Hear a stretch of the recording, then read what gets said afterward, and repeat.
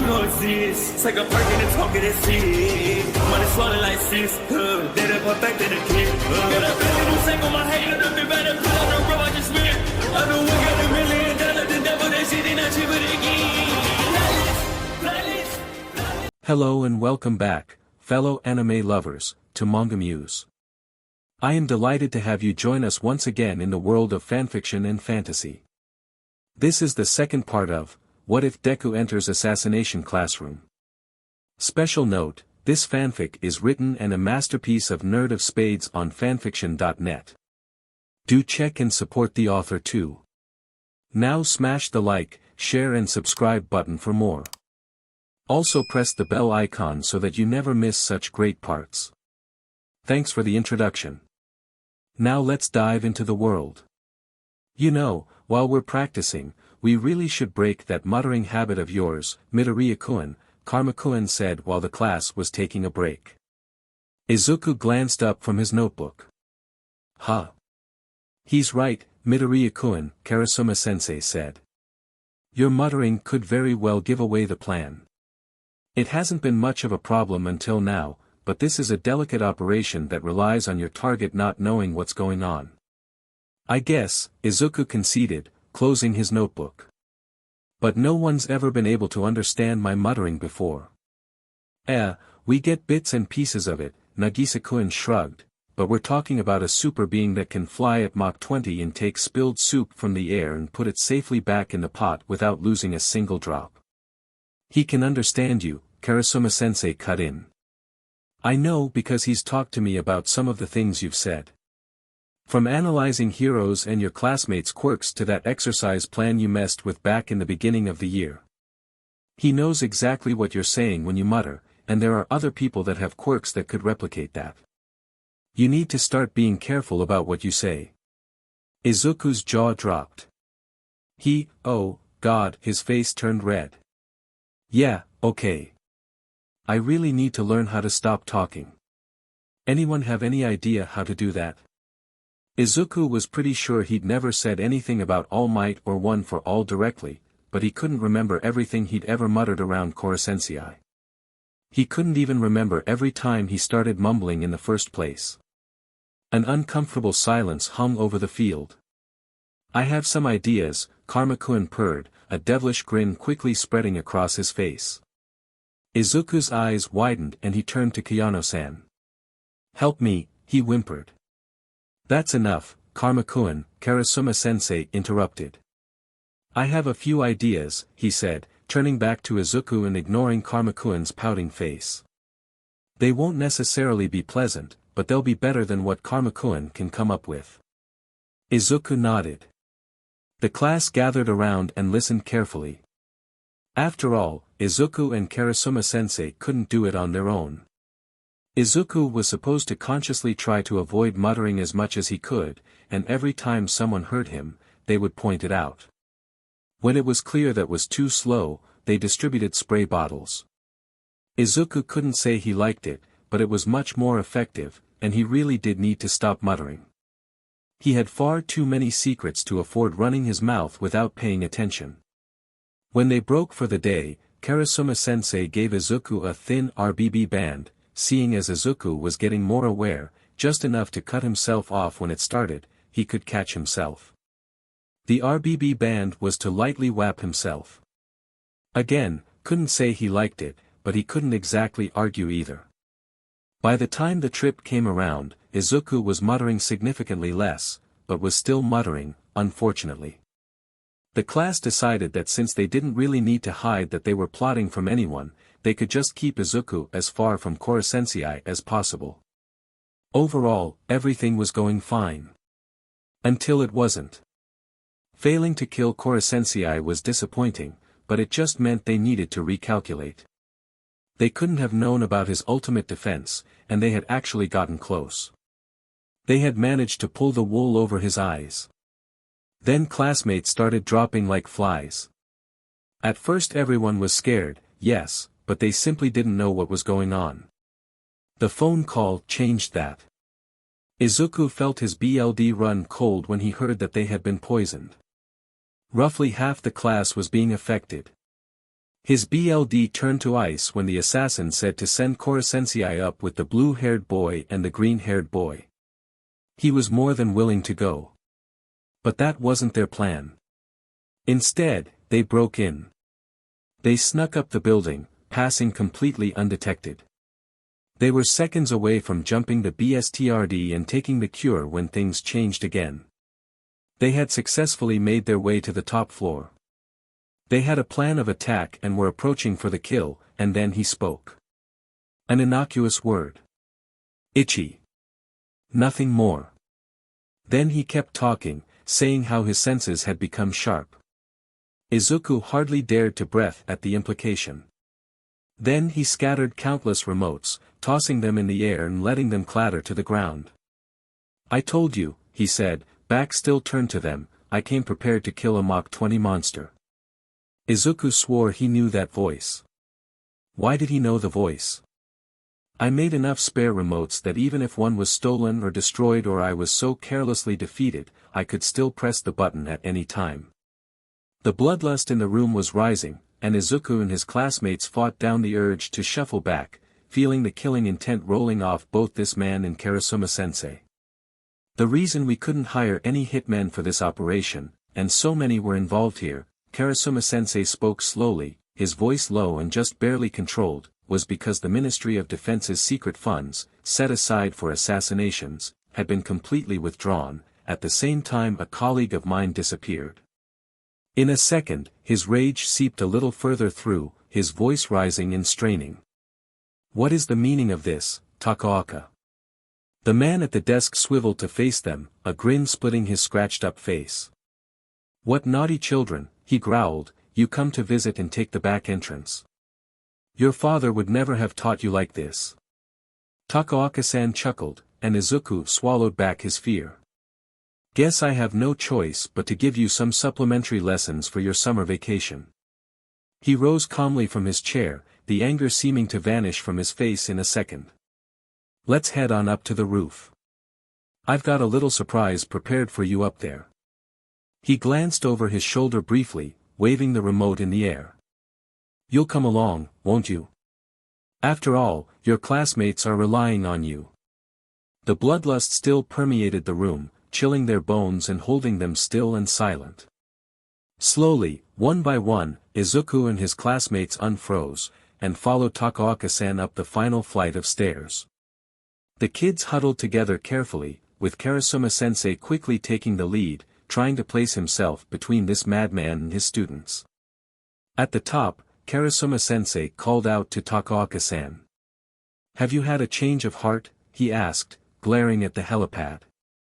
You hired the hitmen with stolen money and needlessly infected the students with a deadly virus. Hey, now, Takaoka-san laughed, don't get so uptight. If you had just sent me the 2 kids like I asked, everything would have gone smoothly, and the world would be safe right now. In my assassination plan, I was going to put Midoriya-kun, the ungrateful brat, in the bathtub with the target and anti-sensei material.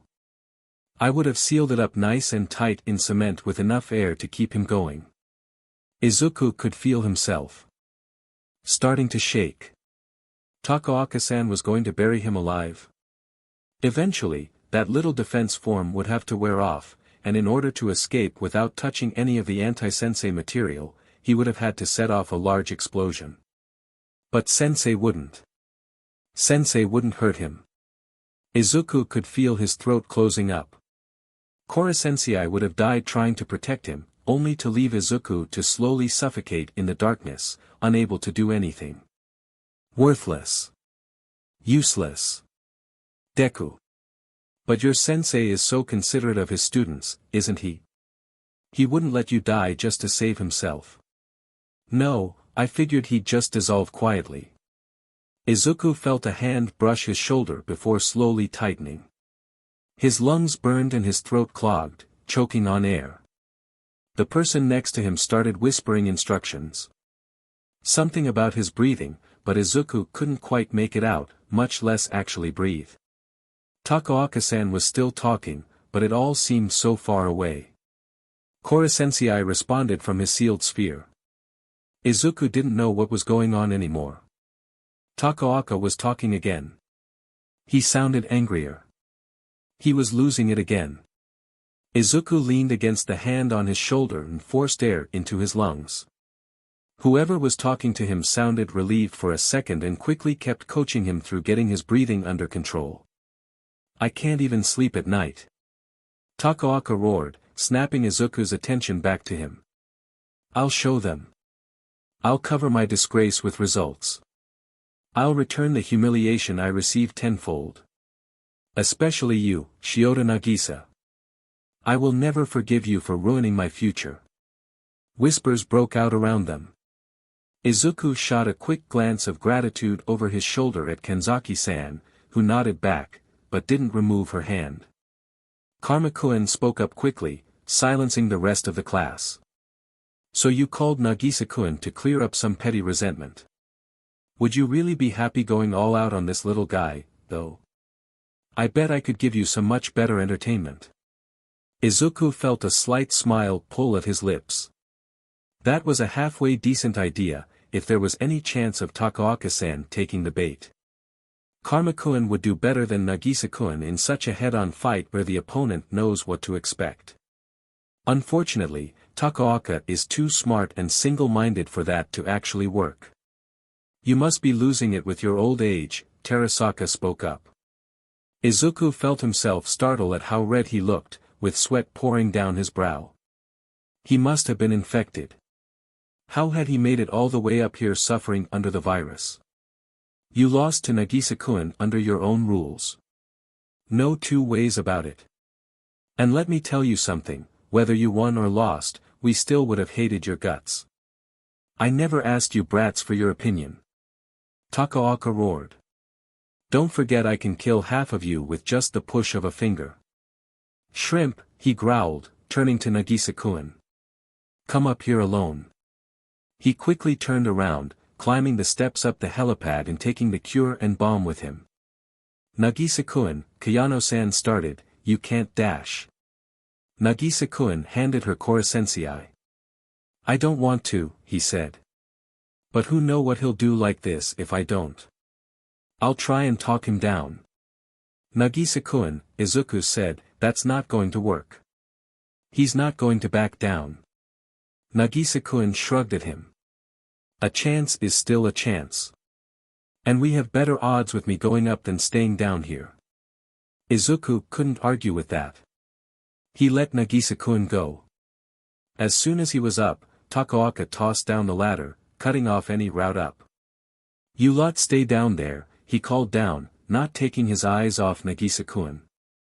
Izuku couldn't hear anything after that over the buzzing in his ears. Nagisa-kun was alone. Izuku watched as they talked. As Nagisa-kun got down in a dajiza and apologized.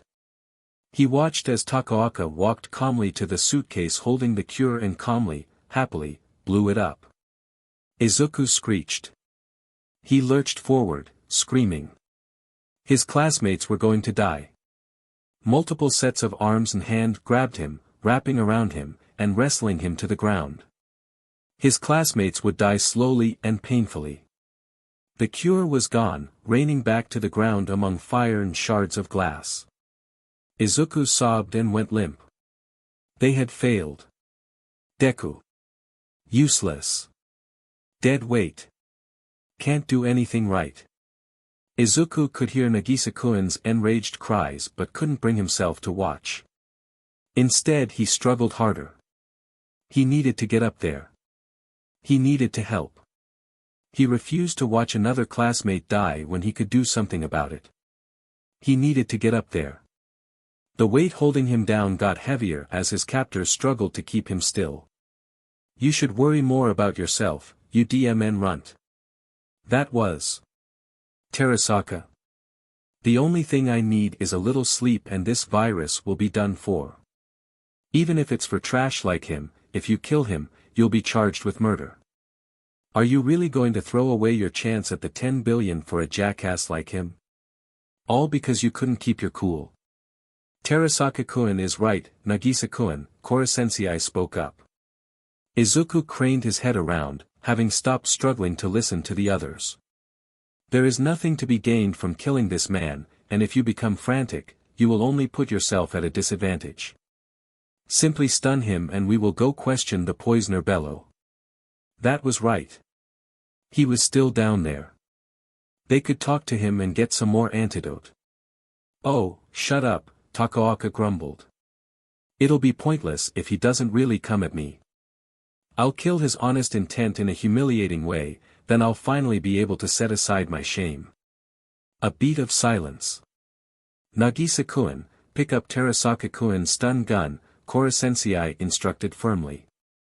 And Izuku was officially lost. Wasn't the point to defuse the situation? Not give Nagisa-kun more weapons.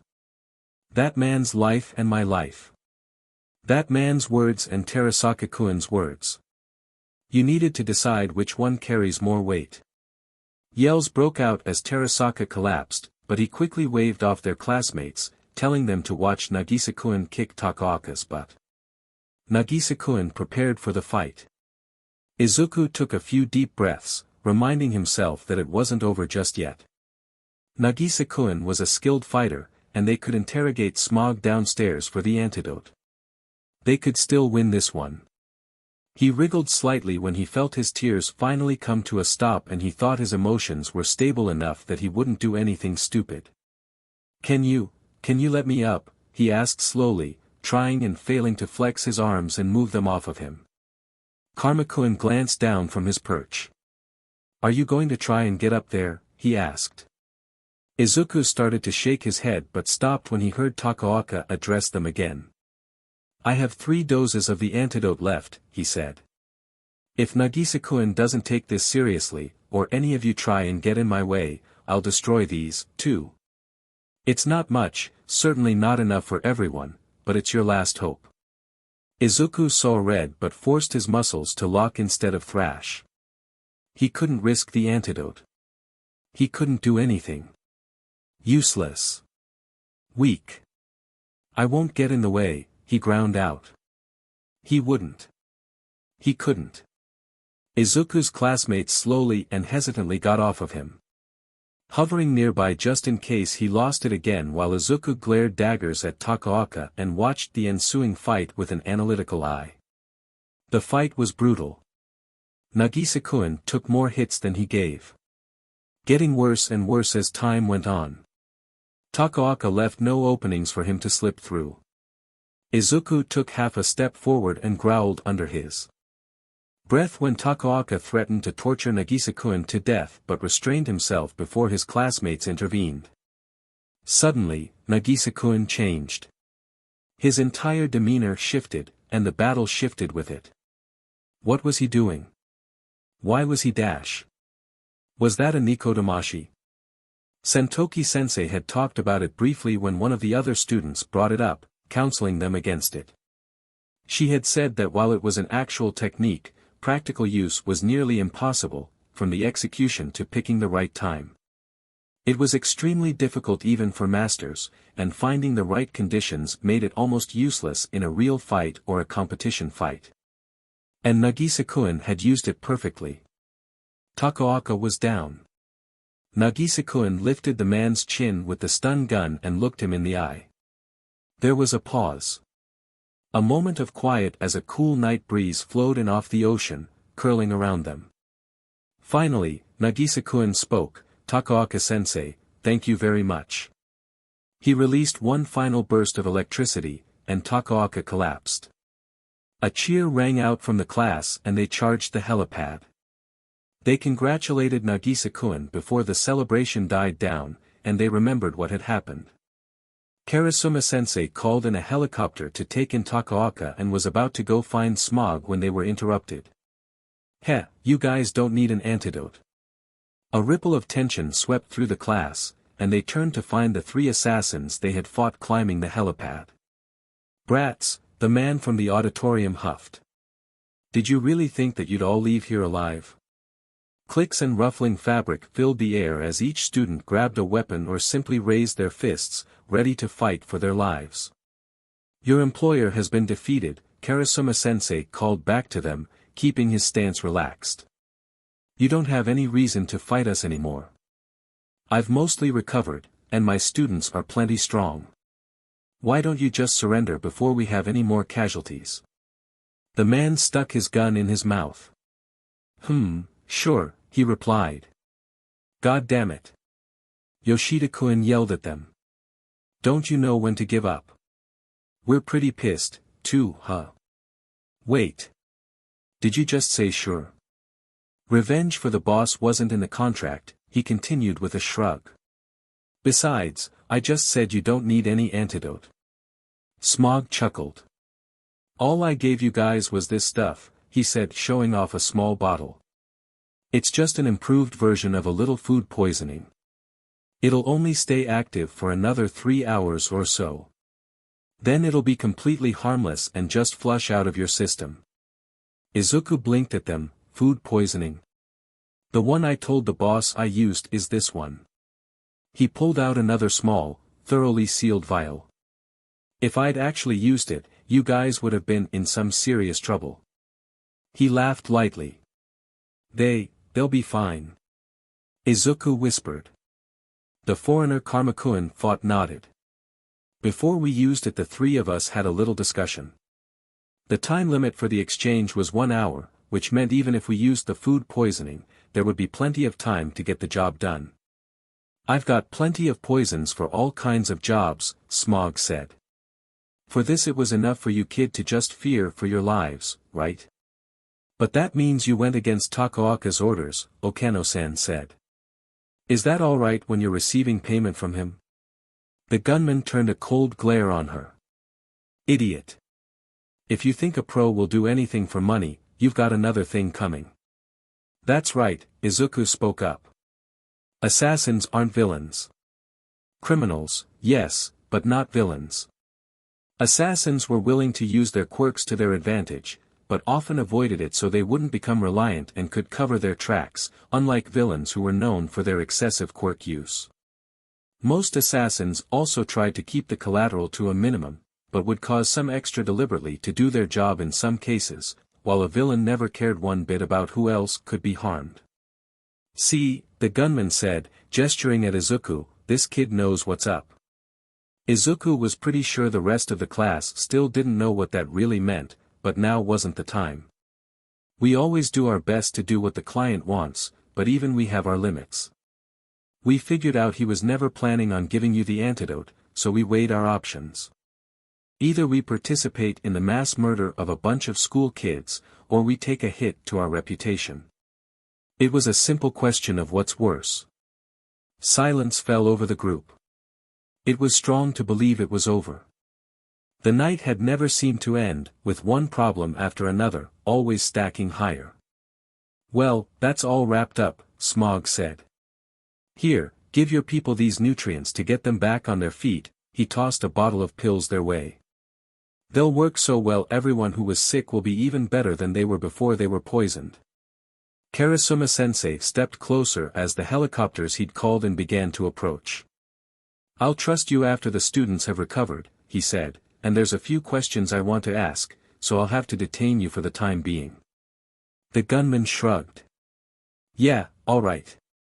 But I've got a job next week, so only until then. Karasuma-sensei nodded and quickly began herding his students off the helipad, pulling Takaoka with them. The assassins and Takaoka were quickly packed away, along with all the other men Takaoka had hired as guards. Of course, Karmakun had to take a moment to antagonize the assassin he had taken down, but it ended well enough that he only got a mild scolding from Nagisa-kun and a few others. The students and Karasuma-sensei took the second helicopter to save them the trip back down the mountain to their beachfront hotel. They had broken in after all. Explaining that to the front desk would probably be a little bit of a problem. Izuku wasn't too worried though. It was over and everyone was safe. The exhaustion hit him like a ton of bricks. After spending the night out and all the fear and panic that had been coursing through him, the adrenaline leaving him left him with nothing. His eyes grew heavy, and he fell asleep to the whir of the helicopter blades and the comforting chatter of his classmates. Izuku felt his phone buzz a distinctive pattern in his pocket and paused in his work. He thought for a second, then turned to All Might, who was loading up the bed of the truck for another run to the recycling center. He wasn't paying attention to Izuku. Not yet. Izuku pulled out his phone and checked the message. Ritsu, Kuro-sensei would like to know your location. Izuku frowned at the message. Why, he sent back.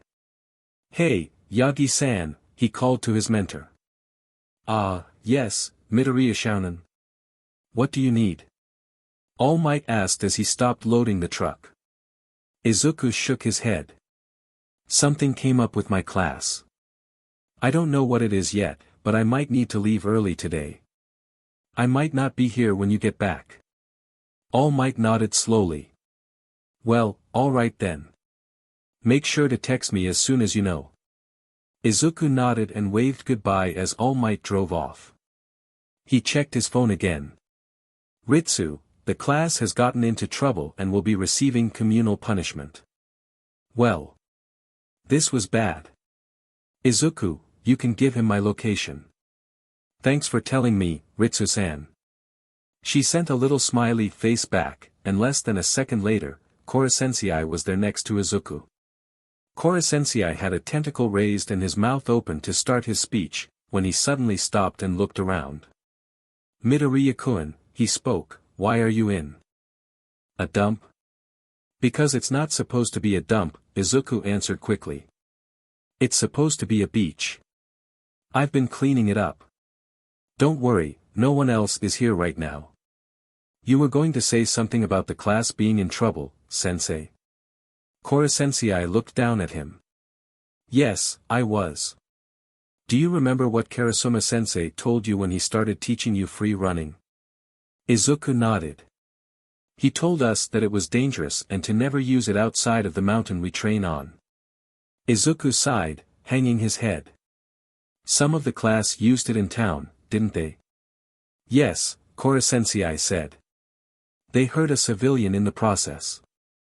I have worked out a suitable punishment and had decided that it was a lesson your entire class could do to learn, as we have been neglecting that part of their studies. Had? Izuku asked.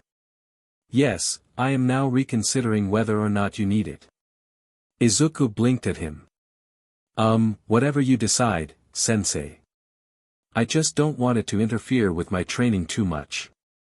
Kuro-sensei nodded.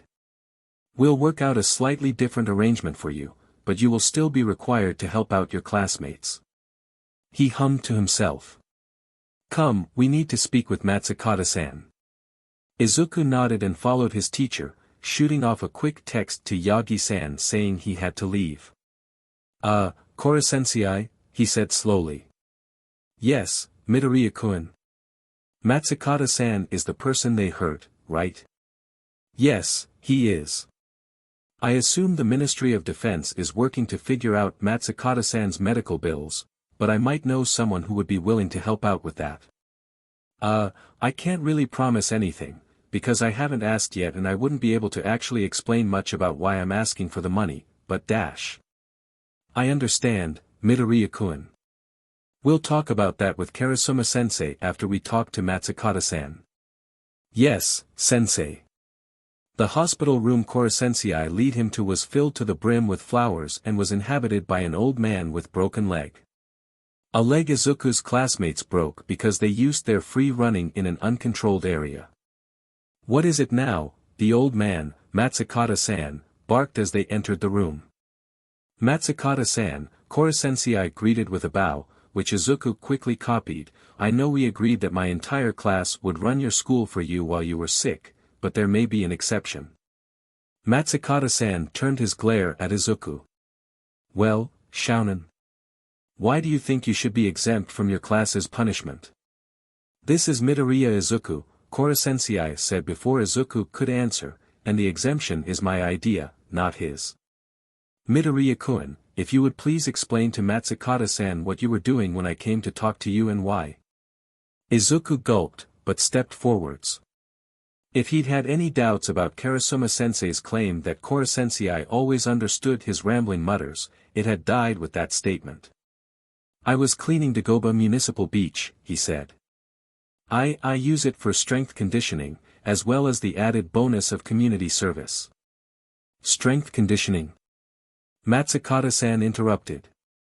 Yes, Izuku nodded. I'm training for the entrance exams. I want to be a hero. Matsukata-san raised his eyebrows. Has this octopus told you what your class's punishment is to be? He asked. Izuku shook his head. He mentioned taking over your school when we came in, but I don't know anything else. Matsukata-san nodded slowly. You said you were aiming for a hero school. Where are you applying? UA, sir. And a few other places. You must be busy. Yes, sir.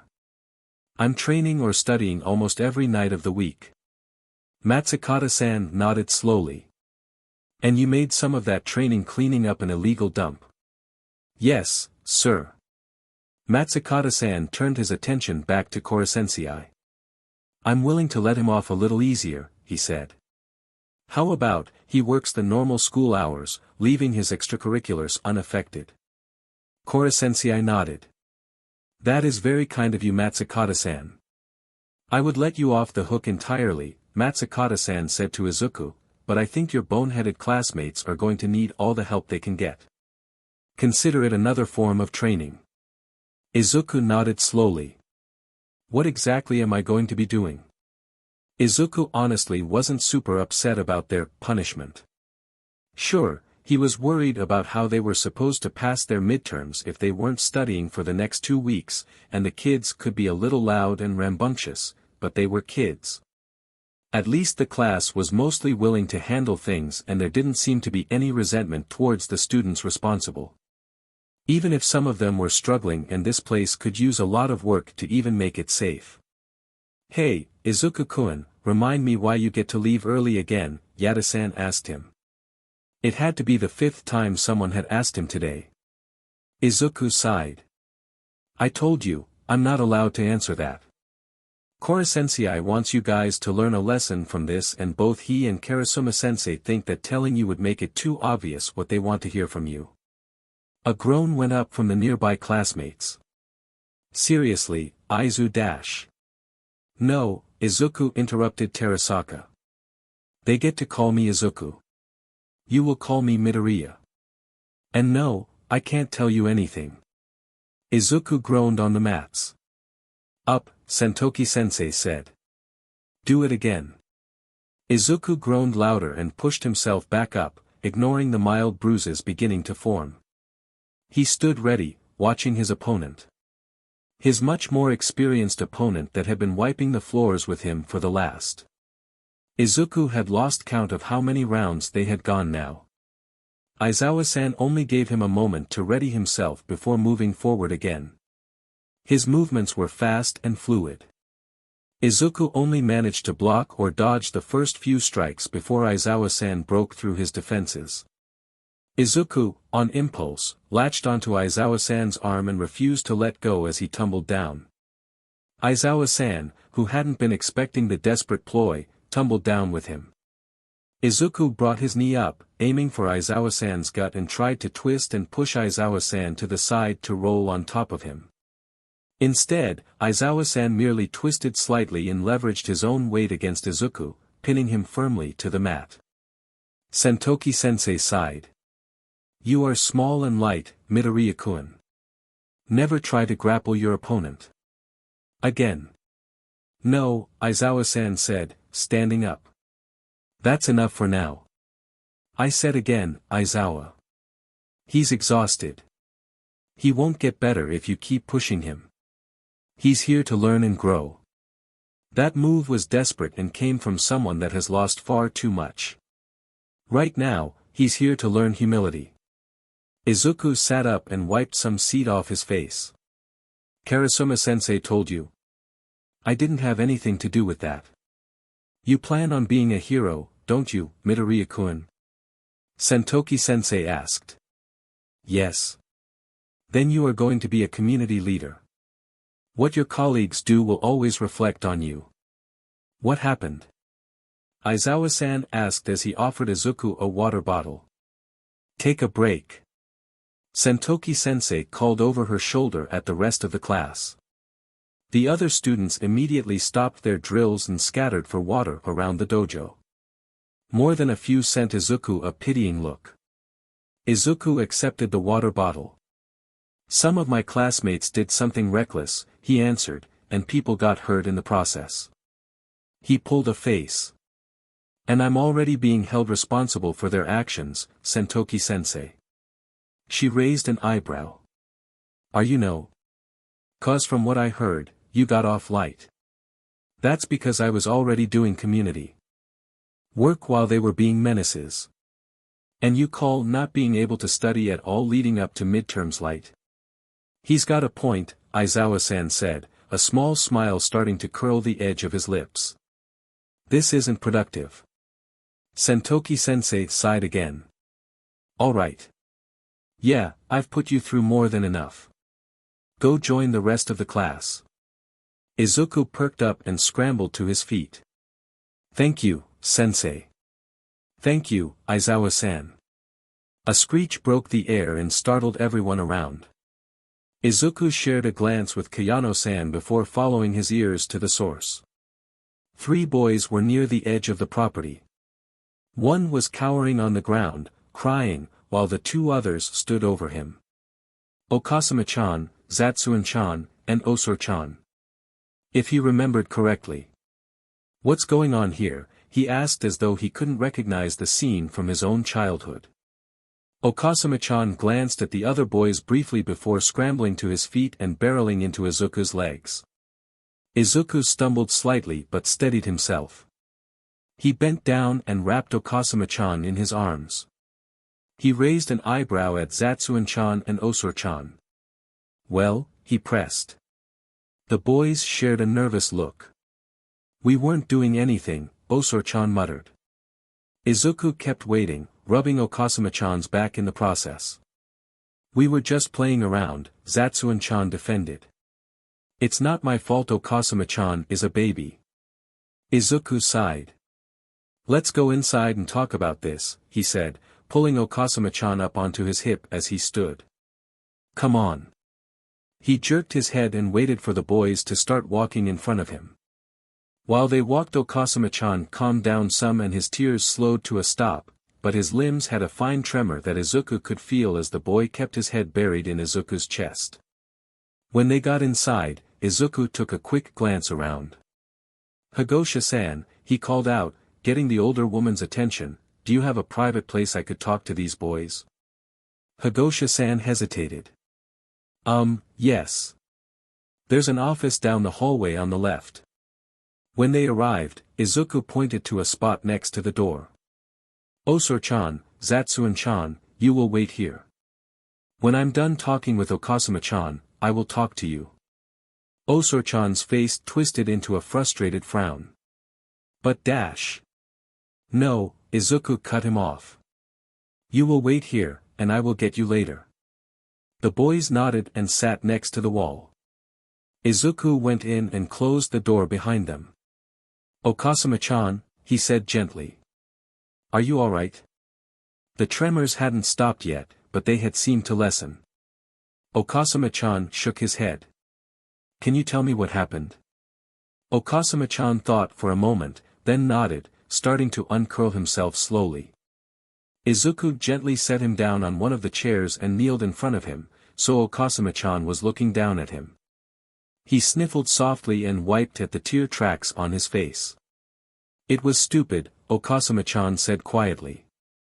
I'm sure it's not stupid, Izuku responded. Yes, it was.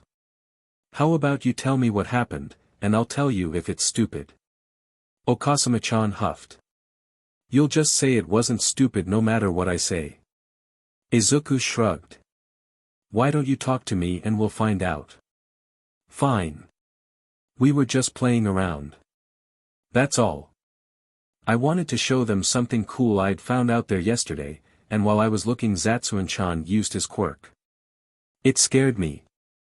Izuku raised an eyebrow. Oh. And why did he do that? His quirk lets him make loud noises, and he knows I'm scared of thunder. He likes scaring people, Okasama-chan was staring resolutely at his feet, ignoring Izuku. That sounds mean, Izuku prodded. Okasama-chan didn't respond. Do you know what I'm gonna say next? Izuku asked him. That it's not stupid, Okasama-chan grumbled. Izuku smiled at him. That's right. Do you know why? Okasama-chan shook his head. Because they hurt you, and you have every right to be upset at people that hurt you. Okasama-chan looked up at Izuku for the first time since he started telling his story. But they didn't even touch me. Maybe not, Izuku conceded, but you don't need to touch someone to hurt them. They hurt you here, he said as he tapped Okasama-chan's forehead, and here. He tapped the center of Okasama-chan's chest, right above his heart. Okasama-chan looked confused. Izuku thought for a moment. How could he explain this? When Zatsuan-chan scared you, you were afraid. But not just a little afraid, like when someone jumps out around a corner or tells a scary story, right? It was more than that. Judging by how you were when I found you, you were probably afraid of being hurt, and, for a moment, you were afraid of him, right? Okasama-chan nodded but looked down again. Hey, no, look at me. Izuku gently pushed Okasama-chan's chin up. You have nothing to be ashamed of. You did nothing wrong. Zatsuan-chan made you scared. Really, really scared. And then he laughed about it. That hurts people. Do you understand? Kinda. Izuku nodded. That'll have to be good enough for now. Just know, when you feel like that, it means you've been hurt somehow, and whoever did it should do the same thing they would if they'd hurt you physically. Okasama-chan nodded. Are you going to punish them? Izuku shook his head. I can't do that. It's not my place. But, as an adult, I need to tell them what they did was wrong. I will be telling Higosha-san about this as well. Okasama-chan nodded. Alright, Izuku said, standing up and offering his hand to Okasama-chan, I should get to talking to those boys. You can go if you want. Or you can wait. It's up to you. Okasama-chan grabbed his hand and slid off the chair, following him to the door. Just as promised, the two boys were still sitting next to the wall waiting. Okasama-chan left with a small wave to Izuku, and Zatsuan-chan and Osor-chan stepped quietly inside. Once settled in the office, Izuku began to talk. Okasama-chan said you used Zatsuan-chan's quirk to scare him, he prompted. Osor-chan nodded. Yeah. It was just a little prank. He should have been able to handle it. Izuku looked at Zatsuan-chan. We were just messing around. Everything would be fine if he weren't such a cry-baby. Izuku sighed. There are two things wrong with this situation. Let's start with the simple one. You knew he is afraid of thunder, right? The boys nodded. Do you have anything you're afraid of? Izuku asked. Spiders, Zatsuan-chan answered. And would you like it if someone put a big nasty spider on your arm, then laughed at you? No, both boys answered. Do you understand why scaring Okasama-chan like that was wrong? The boys nodded again, shame crossing their faces. Good, at least that was easy to get through to you. You said there were two things, Osor-chan asked. Izuku nodded. Never use your quirk on someone like that without their permission. Using your quirk on someone is no different than touching them. If they tell you to stop, you stop. If you know they don't like something, you don't do it to them. If they don't know what you're going to do, you ask them if you can. Do you understand me? Osor-chan looked pale, but Zatsuan-chan just looked frustrated. What about villains? He asked. Izuku raised his eyebrow. We're talking about your classmates, he said, but I'll answer. Let's say there's a villain. You should never use your quirk in a life-threatening situation unless you are trained to, like a hero would be, or there is no other option. Think strong about what you do. Villains can be unpredictable. While you made Okasama-chan cry, a villain might choose to hurt you instead. Zatsuon-chan frowned but accepted the answer. Izuku let the boys sit for a second. Now, don't get me wrong, he knelt down in front of Zatsuon-chan. You have a wonderful quirk, and it's nothing you should be ashamed of or afraid of.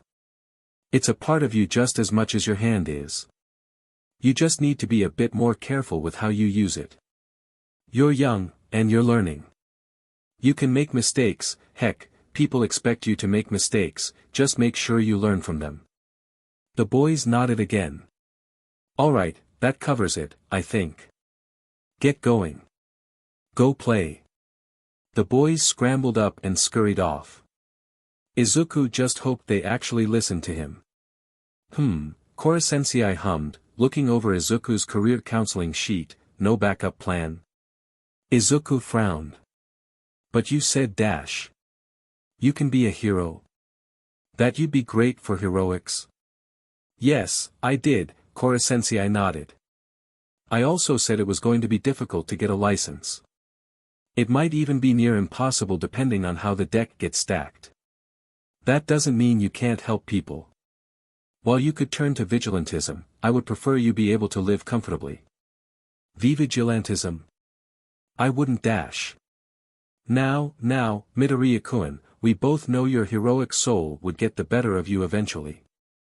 And we both know I wouldn't normally advocate for such illegalities, considering I want all of you to grow to your full potential, but you may find that the way this country writes its laws is rather odd, and leaves a few wonderful little loopholes here and there.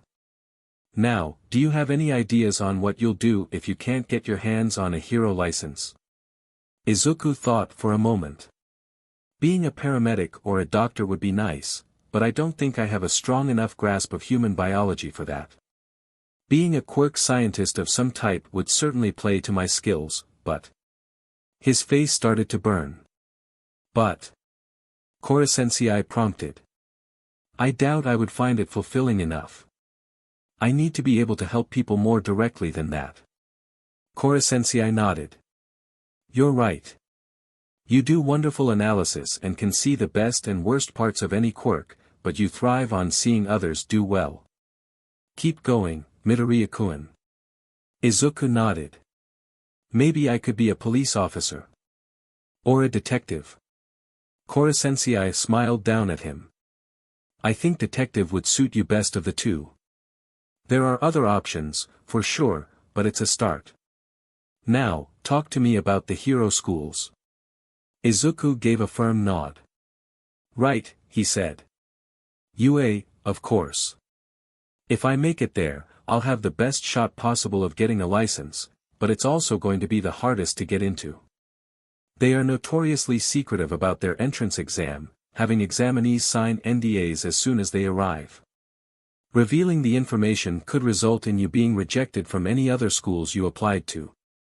They don't allow support gear in unless it is necessary and registered to you and your quirk. They do, however, allow examinees to bring in anything they could make themselves with supplies from a local hardware store, which of course means you can also bring in anything you could buy from the same hardware store. I'm also applying to their general studies department. If I can't get into any hero courses, I will still have a chance to earn a spot at the sports festival. And, failing even that, UA's general studies will be more than sufficient to prepare you for whatever comes next. Yes, Sensei. Continue, Midoriya-kun. Ken is the 12th top hero school in the country, with a much higher rate of enrollment than UA, in part because of the lesser prestige, but also because they have more classes. Where UA only accepts 40 hero students every year, Ken accepts 80. They're also less secretive than UA about their test, but that's because the specifics change every year even if the general concept stays the same. They have a series of tests and challenges that are graded on an unknown metric but look at a wide variety of qualities that are essential to heroes of all types, including rescue and underground heroes as well as the more traditional frontline types. They also have a good track record of getting heroes through their licensing exams, but they tend to underprepare their students for the media coverage they have to deal with, something I'll be avoiding regardless. Isn't Ken rather far from here? Kuro-sensei asked. Yes, Sensei, Izuku said, startled out of his rather detailed report. I figure if we're all still alive by then I'll have enough money to cover rent. If that doesn't happen, Ken also doesn't have any rules against their students working part-time jobs and has some funds set aside to help promising students. They might also have a deal with some of the local landlords. That part is a little unclear. Kuro-sensei nodded again, and Izuku continued. Toku is largely unranked and, in a way, seems to be even more paranoid about their entrance exam process than even UA. They largely focus on underground heroics, with just enough emphasis on the traditional aspects that their students tend to pass the licensing exam, though at a significantly decreased rate compared to UA and Ken, and can function in more public issues during emergencies when all heroes need to respond. Toku is also a little far, but it's closer than Ken. They have dorms set up and actually encourage part-time jobs. They say it is to get a better understanding of life for all members of the community and to help practice for undercover work. Izuku could see Kuro-sensei look intrigued at the idea of a school like Toku. One that would more or less continue the exact lessons he wanted his students to learn. Izuku pushed on before he could say anything else. Buntai, he said slowly. I'm not sure what to make of Buntai. They should be the easiest to get into. They are the lowest ranking of the four, but they also struggle to get their students through the exams, with most students requiring at least 2 attempts, a small number passing on their first, an even smaller group passing on the third and fourth tries respectively, and the remainder giving up after their fourth. I like their ideals, with the emphasis on teamwork, but that could easily turn against me given. Izuku pulled a face, everything. Silence fell between them. Only 4 schools? Kuro-sensei asked. Izuku nodded. I ruled out anyone that had any rules regarding quirkless applicants. A lot of them denied admission to quirkless students, and some had rules that would make it harder. Some had rules that would make it easier, but looking closer, none of their quirkless students ever stayed for more than a year, which doesn't speak well for what they actually think or why they have those rules. I also decided to stagger the exams I registered for to avoid overworking myself from tests and travel. Kuro-sensei's face turned red with the darker circle on it. That is perfect, Midoriya-kun. How would you rank the schools, from easiest to hardest? UA's general studies will definitely be the easiest. I'm a shoe-in, based on the mock exams. I don't know where to put Buntai, he said, making the same face as before, for the reasons mentioned previously. Whether or not I can get in will depend on who I get paired with for the exam and what kind of task they give us to complete. Kuro-sensei nodded along. Of the remaining, I would say that Toku will be the easiest after all of the training you've given us and will likely be a good fit for me overall. Ken has the most wiggle room for me to work with but has stricter rules about what can be brought in. And is actually harder to plan for. UA, despite giving me the most information to work with, will definitely be the hardest. Between the challenge of the exam itself and the sheer number of people I'm competing against, it'll be strong. Kuro-sensei placed a comforting tentacle on Izuku's head and ruffled his hair slightly. You've come a long way, Midoriya-kun. In your skills and in your self-confidence. You have grown in leaps and bounds and, in many cases, faster than any of your peers. Trust yourself. You'll be just fine, wherever you go, and whatever may happen. I approve of your plans wholeheartedly. You may go, now. Send in whoever's next. Izuku beamed and thanked Kuro-sensei with a bow before leaving the room. By the time he returned to his desk, tears were falling down his face. A few classmates, a few friends, came over to see what had happened and make sure he was all right. Izuku waved them off, telling them he was happy. After all, he was going to be a hero. The summons from All for One were a surprise. Well, the summons themselves weren't a surprise. Kurogiri reported directly to All for One more often than Tamura would think. This time was just, not in the usual time frame. And not about Tamura. The file offered to him was not something that would stand out. A simple manila folder. A rather thick manila folder with no actual markings on it. He took it from his MSTR's hand very carefully, unsure what kind of assignment he would be given. It had been so long since he'd had an assignment other than teaching and caring for Tamura that he had honestly forgotten how these things went. "You're nervous," all for one observed. "Yes, Sensei," Kurojiiri answered. "I am, out of practice with many of the things you have asked of me in the past." That may be true," all for one answered him, "but I'm sure this won't be too much for you to handle. Or, rather, if it is, it will hardly be your experience at fault." Kurojiiri nodded. "What is my task?" he asked, opening the file. The first page showed a person with a very odd quirk that gave them a bulbous head and tentacles reminiscent of an octopus. Wait, no, that wasn't his quirk. He was how fast. Am I to recruit this man? No, although it is a reasonable assumption. I would normally be very quick to snap up such an asset.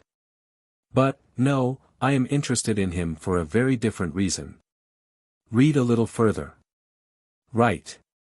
Kurojiiri kept reading. Beyond the speed he had exceptional healing abilities, being known to regrow entire tentacles in only a moment. He was also incredibly intelligent, creative, and known to give his assailants makeovers. And he had some kind of defense form that made him invincible, but also made it impossible for him to do anything and very easy to move. And his head was worth 10 billion yen.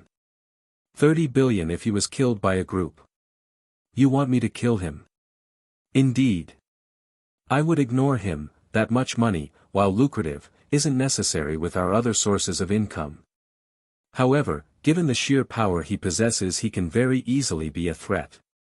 One that I also would have ignored if not for the fact that if he is not killed soon, he will destroy the world, and I do very much like living on this planet. I will see what I can do. Kurojiiri. He stopped and waited for his instructions. Do not, under any circumstances, harm the children, and if at any point you feel yourself being overwhelmed or cornered, retreat. You are more valuable to me in the long run. Someone will handle this eventually. Yes, Sensei. It hadn't taken long to figure out what all for one meant when he said, "Don't hurt the children." The target, Kuro Sensei, as said children called him, was a teacher and had taken rather well to the role, quickly becoming attached to his students. And with that attachment came a protective streak wider than most heroes could claim.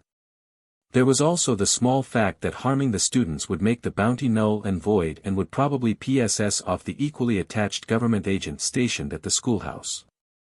All in all, it was a massive mess. Kurojiiri would have loved to use the students against the monster, but that was likely to get him killed very quickly, given Kuro Sensei's skill set. Well, at the very least this would be good practice for their plan with All Might. And All Might was significantly slower than Kuro Sensei. Kurojiiri opened a portal from outside the school, with the other end opening directly under where his target was standing. He'd barely even opened it when the creature was floating above him, his beady eyes looking down on him through the Cheshire grin that was permanently plastered across his face. He'd gone through the portal. Kurojiiri had felt him move through the space between, but he hadn't seen a single moment of the movement. He was screwed. He opened another portal. Kuro Sensei simply moved out of the way. Look close, students. Kuro Sensei called out, not taking his eyes off Kurojiiri. SHT. When had the students gotten here? This is how an assassin dresses. What? Kurojiiri would have blinked if he had eyelids. All the while portals were opening and closing constantly as Kurojiiri tried desperately to even catch a single tentacle in one. The monster just kept moving. The suit is clean and professional. It is well matched, but standard. Despite his unique quirk, you would never look twice at him if you walked past him on the street. Was this man using him as a teaching moment? It is common enough to pass for day wear, but nice enough to be worn among the upper class without a glance as well. This man could go wherever he wanted, and no one would bat an eye. Kuro-sensei lunged forward and Kurogiri teleported to the other side of the field on instinct. I'm pretty sure he could go wherever he wanted with his quirk alone, one of the students drawled. A redhead that wasn't wearing the school uniform for some reason. That may be true, Karmakun, but the ability to blend into your surroundings is one an assassin must never underestimate. Kuro-sensei dodged another portal. Now, can anyone tell me what this delightful man is doing wrong? Yep, definitely a teaching moment. He's relying too much on his quirk, another student answered. Green hair, freckles. Nothing particularly distinct. His attacks are straightforward and predictable. That's fine if he gets the drop on someone slower than him, but take away either of those things and his whole plan of attack falls apart. What the hell was he teaching these kids? They're middle schoolers. Very good, Midoriya-kun. Another dodge. There is one more thing wrong, and I'll give you a hint. It has to do with his wardrobe. Kurogiri swore he could see the creature's eyes glint in the sun. Then he was suddenly in front of Kurogiri faster than he could warp away, the monster's tentacles wrapped around him, holding the facsimile of limbs he used in his civilian dress and sliding past his neck guard. Kurogiri froze. The neck brace? A third student asked. Correct. While most of his body seems to be made of the same mist as his portals, this piece of armor suggests not all of it is. And, as the only visible piece of armor, it strongly suggests that whatever is underneath is highly vulnerable. Nope, nope. Kurogiri was done with this. He was not staying this close to a man this powerful that knew his weakness and was willing and ready to use it.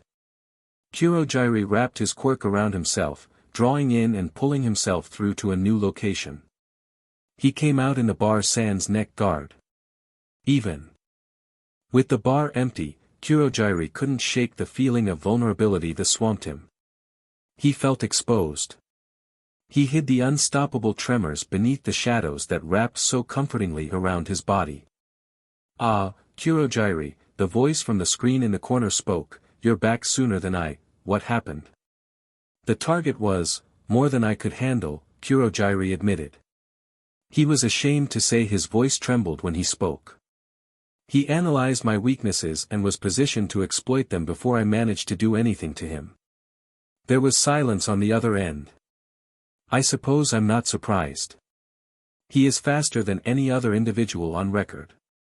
Do not worry, Kurogiri, I will get you a replacement shortly. Yes, Sensei. Kurogiri hoped all for one got him that replacement soon. He didn't think he was going to be willing to leave the bar until then. Or let anyone else in. Izuku honestly didn't care much about the culture festival. These school competitions didn't mean much in the long run, but even he couldn't deny the thrill of it. He liked working out on the mountain. He liked the burn in his muscles and lungs. He liked the sun on his back and the fresh breeze that wove through the trees. He liked proving to the main campus that what those pretentious idiots thought of them meant nothing. Proving that he and his friends were worth something. So maybe he cared a little, but it wasn't really about the festival. It was about working with his friends and getting stronger. And, well, Izuku doubted anyone could win against the connections Asano-kun had through his father, but that didn't mean 3E wasn't going to give it their all and make an impression. Izuku liked their plan. Izuku, as one of their better free runners, was put on foraging duty for the festival itself. Izuku, get your butt back to the classroom and change into our old gym clothes, Yada-san said through Izuku's earpiece. Huh? Why? Izuku asked as he pulled up another of Kuro-sensei's gourmet yams. Your mom's on her way up now. She's probably almost there. Well, that was unexpected. Yeah, I'm on my way back now. Busy down there? He packed up his haul and booked it back. She was probably going to get there before he did. Yeah, Yada-san answered, getting people up there is a full-time job. One I need to get back to now. Hey, Itona-kun, Izuku said, switching channels. Yes. Do we have any walkie-talkies up there? Why do you need a walkie-talkie? To cover up that we're using our comms. My mom's on her way and the more normal stuff I have the fewer questions she'll ask. Yeah, I've got a few. I can put the body back together for you. Thanks. Izuku slowed as he came closer to the schoolhouse, sneaking around the edges of their clearing. He didn't want to be seen right now. Beach Sensei, on the other hand, seemed to have no problem showing off her skills in front of Inko. Izuku wouldn't be surprised if Beach Sensei didn't realize she was a parent. Slipping around back, Izuku dropped off the food and picked up his old gear. He changed quickly and stepped back to the woods to quickly rub dirt into the knees, elbows, and cuffs. He knew he had dirt on his hands and probably a few other places. If a kid is covered in dirt, but his clothes are clean, there's something weird going on. Mom, he called out, waving as he stepped out around the edge of the building. Both Inko and Beach Sensei perked up. Beach Sensei followed Izuku's gaze. Oh, Midoriya-san, she said, laying the charming young lady act on thick. It's a pleasure to meet you. Oh. Inko asked. Like you were pleased to meet those young men. Izuku hid a grimace and forced a confused look across his face as he watched the two women interact. Oh, don't worry. I meant nothing by it, Beach Sensei laughed. I've simply learned that many young men are willing to go far to make a woman of my type happy even if I have no intention of giving them what they want, and I'm more than willing to help my students earn a few more yen for the cause. Yeah, the cause of beating 3A. And you wouldn't happen to use those tactics on your students, would you? Izuku couldn't hide the blush that rose across his face. Mom, he squeaked. No, Jalavic Sensei wouldn't dash. Inko relaxed immediately. I'm glad to hear that, Izuku. She turned back to Beach Sensei. Forgive me, I'm a single mother and I can be a little overprotective of my Izuku. Izuku buried his face in his hands as his teacher laughed. At least what he'd said was partly true. He'd only had to ask Beach Sensei not to do that to him once and she stopped immediately.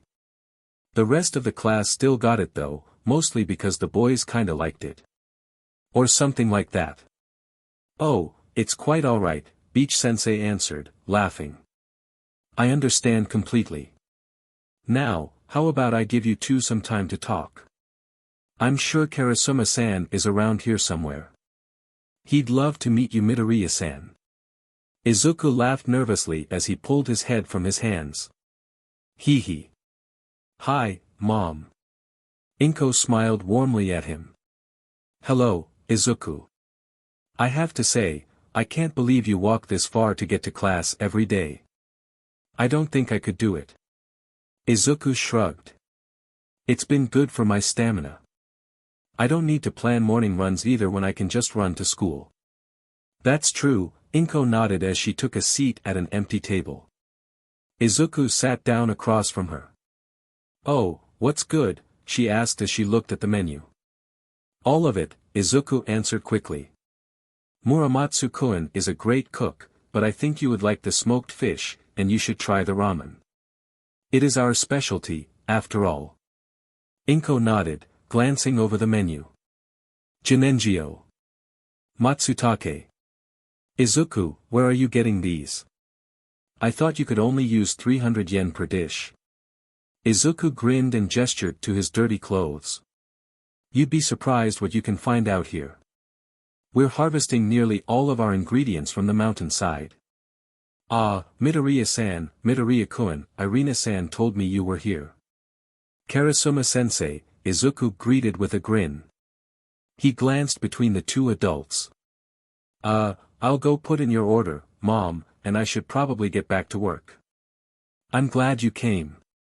See you at home. Inko nodded. You go do that, Izuku. I'll see you after school. Izuku grinned a little wider and dashed off. Just like before, he traded out his gear and changed behind the schoolhouse before rushing back into the trees to collect more ingredients. That boy, Inko sighed, always rushing off somewhere. I really should thank you, Karasuma-sensei. Karasuma-sensei glanced down and slowly took the seat Izuku had just vacated. Thank me for what? Well, for paying for his lessons with Sentoki-sensei, for one. Inko hesitated, thinking over her words carefully. Izuku, he's had a difficult life. Things were strong enough when his father left, but, when the doctors told us he was quirkless, everything changed. He used to have friends. He was so lively as a little boy. I'm afraid I was never quite enough to hold on to that joy. His friends left him, and he began spending more and more time at home. But this year has been different. You've given him so much. He has friends now, teachers that support him, and he smiles so much more. You've given him a safe place and hope for his future. So, thank you. I will never be able to thank you enough for everything you've given Izuku. Karasuma-sensei nodded slowly. That he needed it is not your failing, Midoriya-san, but a failing of those that came before me. He's a brilliant young man, stubborn and determined. Anything he wants to do, he can. He just needs a little bit of a push to get him started. Inko laughed. Yes, I suppose so. But that doesn't change how much you've done. Karasuma-sensei shrugged. Is there anything else you wanted to talk about, Midoriya-san? I might as well answer your questions while you're here. Well. Inko said slowly, there is one thing. Your teaching methods have significantly improved Izuku's grades, but I'm a little confused as to what happened during midterms this semester. He was doing so well, and then dash. The grade drop? Karasuma-sensei asked. He did a bit better than some of his classmates. He only fell 8 spots, most of the class fell more than 20. But you wanted an explanation, he quickly added, seeing Inko's shocked face. A few of the students got into some trouble. He wasn't involved, but we decided it was best to be sure that they all understood what had gone wrong, so we took some time to have them do some community service. It's nothing that will impede them too heavily. They're all smart kids, like your son, but they're still kids. Sometimes they need to learn something that can't be taught in the classroom. So, you don't think it's anything I need to be worried about? Karasuma-sensei shook his head. He's doing fine. He'll get into a good high school, no problem. A heroic school. He'll get into one of them. Whether it's the one he's hoping for, we'll just have to wait and see. Now, I should probably get going. Don't want to leave them unattended in the kitchen for too long. Of course, Inko nodded, thank you again, Karasuma-sensei. You are now ready, place within the top 50, return to the main building, and graduate from Class E. Kuro-sensei announced from the front of the classroom. The determination and bloodlust spiked. They were going to do it. Are you sure it's going to be that easy? Tsujino-kun asked, leaning back in his chair. Izuku supposed that was a good point, Asano-san wasn't going to go down easy. I heard Class A got a new teacher, he continued, catching the class's attention. Board Chairman Asano, if what I heard was right. Oh, that was bad. Izuku knew he wasn't the only one thinking that. The fear in the room was almost palpable, but he knew they weren't afraid for the same reason he was. They had learned to fear the chairman and what he'd do to them for the sake of his ideals. They weren't considering the students of Class A. Really now? Kuro-sensei mused. At long last. A final confrontation. At least, as far as the school went. Between Kuro-sensei and Asano-san. Between Class E and Class A. The chairman had shaped this class as much as Kuro-sensei and Karasuma-sensei had, if only in the other direction. He caused problems while they showed them to solutions and hardened their resolve. He reminded them of weakness, while they nurtured strength. Man, I'd never want to be brainwashed by him, Mimura-kun muttered. He has this weird charisma about him and the words and insight to take advantage of it. He snorted. His lessons are even so good he can keep up with our Mach 20 monster. You don't know the half of it, Izuku muttered, head bowed. His quirk, in a way, it works in our favor. He'll exhaust them. His quirk? Nagisa-kun asked. Izuku looked up and nodded. His quirk, we've seen it a few times before. During the baseball game. He can instill an artificial bloodlust in someone. He makes them angry and, it's like dash. A rotten and violent bloodlust, Kuro Sensei finished for him. Yeah. Izuku glanced around the room at their confused faces. It might be wise to avoid Class A leading up to the test. Most of them should be fine. He shouldn't push them so far that they'll actually lose control and lash out, but trying to target and balance for that many people at once will mess with his control. If he underdoes it, he won't get what he wants for most of the class, but if he overdoes it, he'll make a ticking time bomb. Karmakun finished, looking Izuku in the eye. He'd caught on to what Izuku was worried about. Who Izuku was worried about. That is a concern, but not one we can do anything about, Kuro Sensei conceded. You'll just have to watch out for each other for now and do try to keep yourselves out of trouble. The class rumbled their assent. Kuro Sensei was right, like always. They couldn't do anything about Asano-san's quirk or his lessons for Class A. They could, however, prepare for their battle. Katsuki didn't know what was going on. His skin itched and burned, and his temper had grown shorter with each passing day.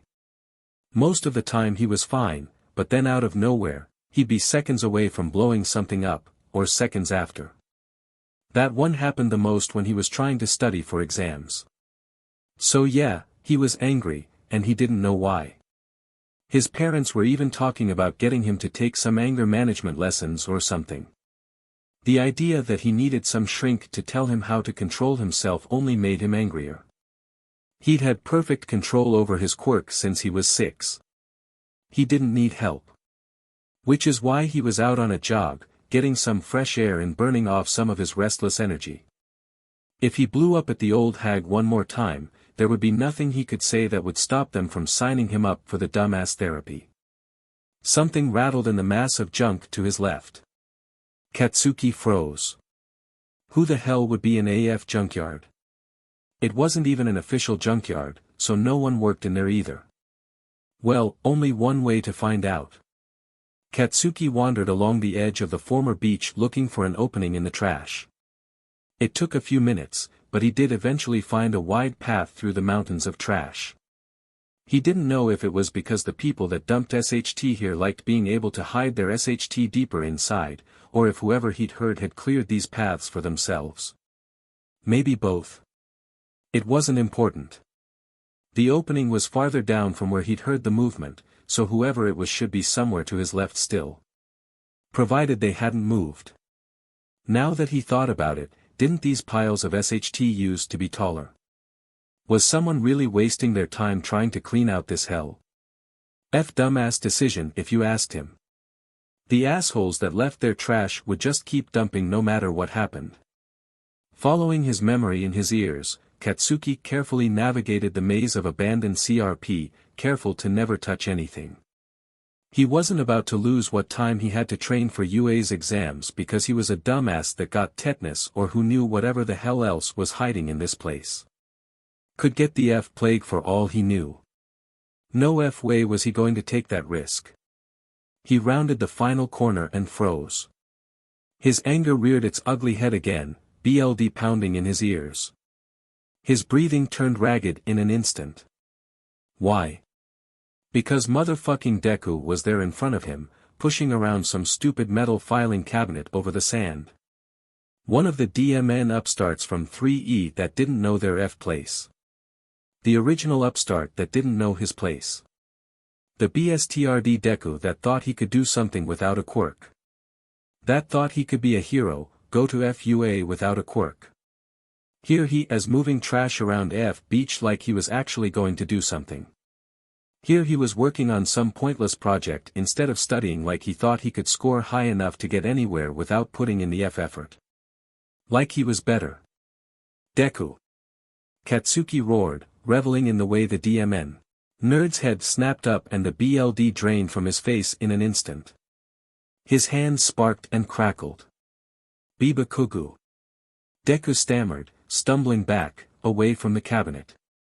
And that only made Katsuki even angrier. All these years he told the piece of SHT to stop using the stupid nickname and he drops it when he finally starts doing something to be worth the attention. Who was he to say anything? Katsuki saw red and screamed. A haze of anger slammed over his mind, leaving him only barely aware of his limbs moving, of his hands sparking, of the reason for his anger. Suddenly, everything stopped. Another voice broke through the BLD red haze and the anger faded in an instant. Katsuki felt the BLD drain from his face as he stumbled backwards. Deku was breathing heavily, his face set and eyes cold. He was in a fighting stance. A well-practiced one at that. He had burns littering his arms and legs. His loose shirt was scorched and had a hole in it and was that BLD.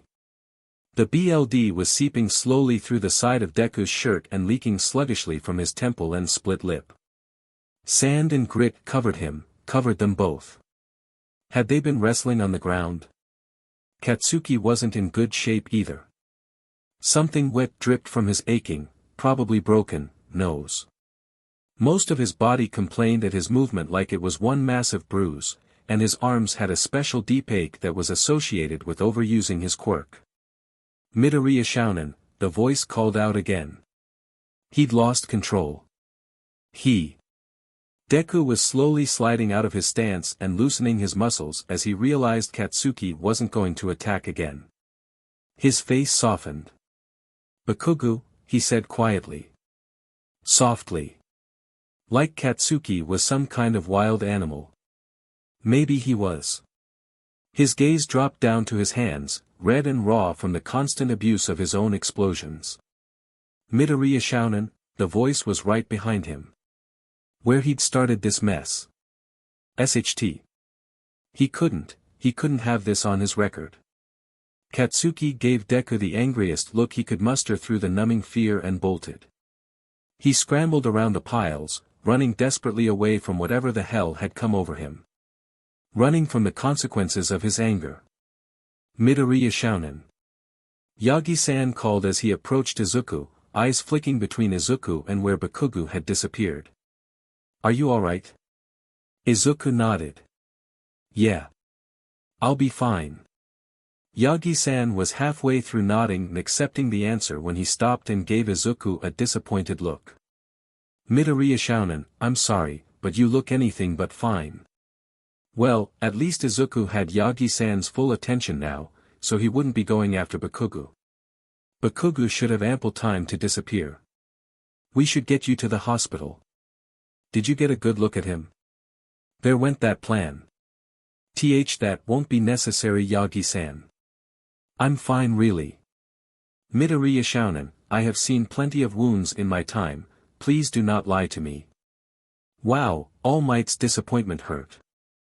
Izuku couldn't help shrinking in on himself.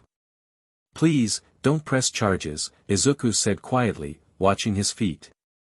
He wasn't in control of his actions. And how would you know that? Izuku didn't answer. Yagi-san watched him closely. Let's get going. Please, All Might. Yagi-san sighed. We'll avoid the hospital for now, if it'll get you to let someone look at you. He poked Izuku's shoulder. Going to a hospital in this state would require a statement. I know someone else who can help. We'll talk more about what we're doing after you've been looked at. Izuku straightened his back, beaming at his mentor. Thank you, Yagi-san. Yagi-san shook his head. Don't thank me yet, my boy. You still have some explaining to do. Izuku couldn't really bring himself to care. He had won the first step. Yagi-san was at the very least open to listening to him. Yagi-san pulled out his phone while he herded Izuku into his truck. The call was quick and short, and Izuku couldn't make out much of anything on the other end. Here, Yagi-san said, holding out a clean cloth. Put this on your wound. Izuku fought back the urge to roll his eyes and took the cloth, pressing it to his side and holding it there. He wasn't even bleeding that badly. He was more concerned about his bones. He was pretty sure he didn't get a concussion from Bakugo, but that was something to be worried about as well, given his increased risk. The drive was short and quiet. Neither of them spoke as Yagi-san quickly and deftly wove through the traffic towards their destination. Towards UA. Izuku stared, jaw hanging open, at the tall glistening towers of his dream school. Come, Midoriya Shounen, Yagi-san said as he ushered Izuku out of the car and through the gates. Izuku winced at Yagi-san's cold tone. He knew the older hero wouldn't be happy with him for refusing to answer questions, but he hadn't expected it to set in this fast. Izuku followed Yagi-san through the hallways, wincing as pain began blooming across his body, adrenaline fading quickly. Izuku clamped his mouth shut and bit back any whimpers and groans that tried to work their way out as they walked through the building. Yagi-san stopped outside a door with a sign reading, Nurse's Office, above it. Midoriya Shounen, please, while we're here, do as you're told and don't argue with her. Izuku cocked his head to the side. Her. Please, just tell me you'll do what she tells you to. Izuku nodded. Better not to PSS off UA's resident doctor, right, recovery girl? Yeah, definitely going to avoid pissing her off. Yagi-san knocked on the door. The door quickly slid open to reveal a very angry-looking short old woman. A very angry retired heroine that worked as a nurse at UA and had to deal with heroes in training and their mishaps on a regular basis. Get inside, recovery girl Sensei grumbled, stepping aside as she leveled an annoyed glare at Izuku. Izuku gulped and stepped inside. He was starting to regret this. Yagi-san followed silently behind and closed the door behind them as Izuku was quickly led to one of the beds. All right, now, let me see the damage. What hurts? Just about everything. Izuku answered, face suddenly paling when recovery girl Sensei leveled another glare at him. Most of it just feels like bruising, honestly. My chest and side are pretty bad, he continued, gesturing to the bloody side. My head hurts.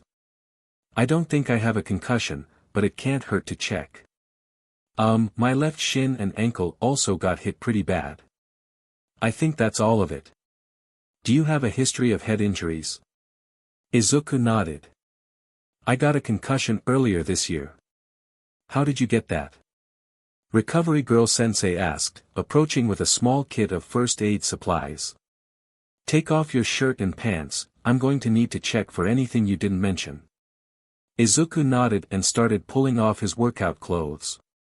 My school had hired a new gym teacher. He had some, not so great ideas about how to teach us, he said. Yagi-san made a strangled noise from the chair he had claimed off to the side. He doesn't work there anymore, Izuku quickly added on. I should hope not. Yagi-san exclaimed. Giving a student a concussion.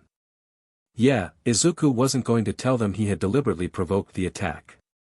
That definitely did not need to be said. Izuku blinked down at the old woman with RBB gloves on. For all that she was ready to give Izuku a quick checkup, she hadn't actually done anything yet. Recovery girl Sensei? Izuku asked. Recovery girl Sensei shook her head and returned to her desk. She pulled a camera out of her desk and a simple ruler. Can you stand? Izuku sputtered. Why yes, but is this really necessary? Midoriya Shounen. Toshinori said this is from an assault, yes. Then I am going to document this. If you really have a problem with it, the pictures won't go anywhere. Now, on your feet. Izuku gulped again and complied, and recovery girl Sensei set to work documenting what injuries were visible on the surface, taking pictures and using the ruler for scale. When she was done, she had him sit back down and began lightly poking at him, looking for broken bones or cracked ribs. Izuku hissed as she pressed a spot on his ribs just above the burn. Definitely cracked, Recovery Girl Sensei said, mostly to herself. We won't be able to do much to document that, given we don't have an X-ray machine is getting maintenance done over the weekend when I shouldn't have had any patience. That last part at the very least was aimed at Yagi-san. Or maybe just the world in general. Given that you're here, I'm assuming you don't want to go to the hospital. Izuku nodded again. Recovery Girl Sensei nodded back. Then let's get you patched up and start you healing. Then you can tell us what's going on. Izuku didn't have time to feel afraid of the coming questions before Recovery Girl Sensei was cleaning and bandaging his wounds. He swore she was taking pleasure in his pain as she disinfected him and washed away the blood. A spare change of clothes and an embrace on the cheek later, Recovery Girl Sensei stepped away from a slumped and exhausted Izuku. He's all yours, Toshinori. Right. Here came the strong part. Midoriya Shounen, what happened? Izuku shrugged. I was cleaning up the beach. He showed up and attacked me. You came back. He snapped out of it and left. Snapped out of it? You said he wasn't in control earlier as well. Izuku bit his lip. He wasn't acting like himself. Even at his worst, he's never done anything like that. He's not that impulsive, no matter how angry he gets. Oh, so you know him? Izuku didn't answer. Midoriya Shounen, you need to trust us. Izuku snorted but said nothing. Yagi-san sighed and glanced over at Recovery Girl Sensei. If he wasn't in control of his actions, Recovery Girl Sensei said, not even looking up from her paperwork, that can be verified. I doubt they'd listen to me. Won't matter anyway if no one presses charges. Much more force and he could have punctured your lung. Recovery Girl Sensei snapped. He could have easily taken out your eye. And I still wouldn't blame him for it. I'm not going to ruin his life because someone else was messing with him. Izuku took a breath to calm down. He probably doesn't even know it, he muttered. What makes you say that? Yagi-san asked gently. Izuku winced. He hadn't meant to say that last part out loud. DMN muttering. He looked confused when you snapped him out of it. And terrified. He knows the implications. He knows what'll happen if word gets out. He's probably sitting at home waiting for a knock on the door. I won't do that to him. He's not exactly what I'd call a good person. He's got a lot of faults, but he would never risk doing permanent harm to someone. Yagi-san sighed and shared another look with Recovery Girl Sensei. Well, as extensive as these injuries are, she said slowly, it is technically your choice, or your guardian's, as to whether or not to press charges. And seeing as you're unwilling to talk about it, we won't interfere. Your mother, on the other hand. Yagi-san cut in. Izuku paled. That would be a problem. There was no way his mom wouldn't want to press charges. No way she wouldn't know exactly who to blame. If someone comes with a court order for the records, they'll get them. That's as much as I'll do, Recovery Girl Sensei continued. You should probably head home, Midoriya-kun. And make sure you get lots of rest. She offered him some gummies. Izuku nodded, rising to his feet and accepting a small handful of gummies. Thank you, Recovery Girl Sensei. She grunted and waved him off. Come on, Midoriya Shounen. Let's get you home. I can walk, Izuku offered. Yagi-san shook his head. I'll drive you. Izuku gnawed on his newly healed lip. Can you at least drop me off outside, he asked. I don't think my mom would react well to me having spent a significant amount of time with a strange man she doesn't know. Yagi-san hesitated. All right, he conceded. But you will be telling her what happened. Izuku nodded vigorously, internally celebrating his victory. Of course, all might. Don't worry, Mom. It was just a little training accident. Just got myself bandaged up, good as new. All right, if you say so, sweetie. She can't press charges if she never finds out. Izuku carefully hid the twinge of pain in his side whenever he moved. As much as Recovery Girl Sensei had healed him, her quirk could only do so much. Naomasa, my friend, how are you? Toshinori, don't play coy with me. What do you want? Toshinori sputtered into the phone, then sighed in defeat. I need you to look into something. Don't open a case file, just do some digging. Sure, Naomasa answered quickly, but you owe me dinner. Deal, tomorrow night work for you? Sure, it'll be good to catch up with you. Then I'll see you then. Naomasa laughed on the other end. Now, what do you need me to look into? Izuku pushed down the doubts plaguing his mind and knocked on the door. It was Karasuma-sensei. Even if he couldn't give Izuku a clean yes or no, he wasn't going to laugh at him, belittle him, or otherwise tell him he was an idiot and a fool. Not after all these months of encouraging him. The door slid open. Midoriya-kun, what can I do for you? Karasuma-sensei asked as he stepped aside to let Izuku into the office. Izuku glanced around briefly, relieved to find Koro-sensei and Beach-sensei missing. Probably busy helping the class prepare for the play. Which Izuku should also be doing, but he had other things to worry about. So there's something I've been thinking about. Izuku started slowly, shuffling his feet. Why did this have to be so strong? If I do get into a hero school, I'm going to need a costume. Yes. Karasuma-sensei agreed, prompting Izuku to continue. Izuku gulped. And, I'll need to play it a bit safer than some other heroes, and I got used to the gym clothes you got us, and they're really nice, but also expensive and kinda top secret, so I would understand entirely dash. Midoriya-kun, breath. Izuku stopped talking, took a breath, held it, and released it. Sorry. Karasuma-sensei brushed him off. Now, let's cut to the chase. You were saying something about hero costumes and your gym uniform. Izuku nodded and took another deep breath. I would like to use the general design and safety gear for my hero costume. I understand if I can't. The Ministry of Defense wouldn't be required to do anything to ensure my safety anymore when we graduate, but it would be really nice if I could. I wouldn't use everything, of course. I'm going to make changes to help differentiate and make it harder for someone to recognize it and maybe cut down on the cost. I don't know. I never really looked at how much it would cost to do this, but it has to be expensive. Midoriya-kun. Izuku stopped again. Right, sorry. Stop apologizing, Midoriya-kun. You're not doing anything wrong, you're just nervous. Izuku frowned. But, the muttering. You're not muttering. You're speaking pretty clearly, and you're talking directly to me.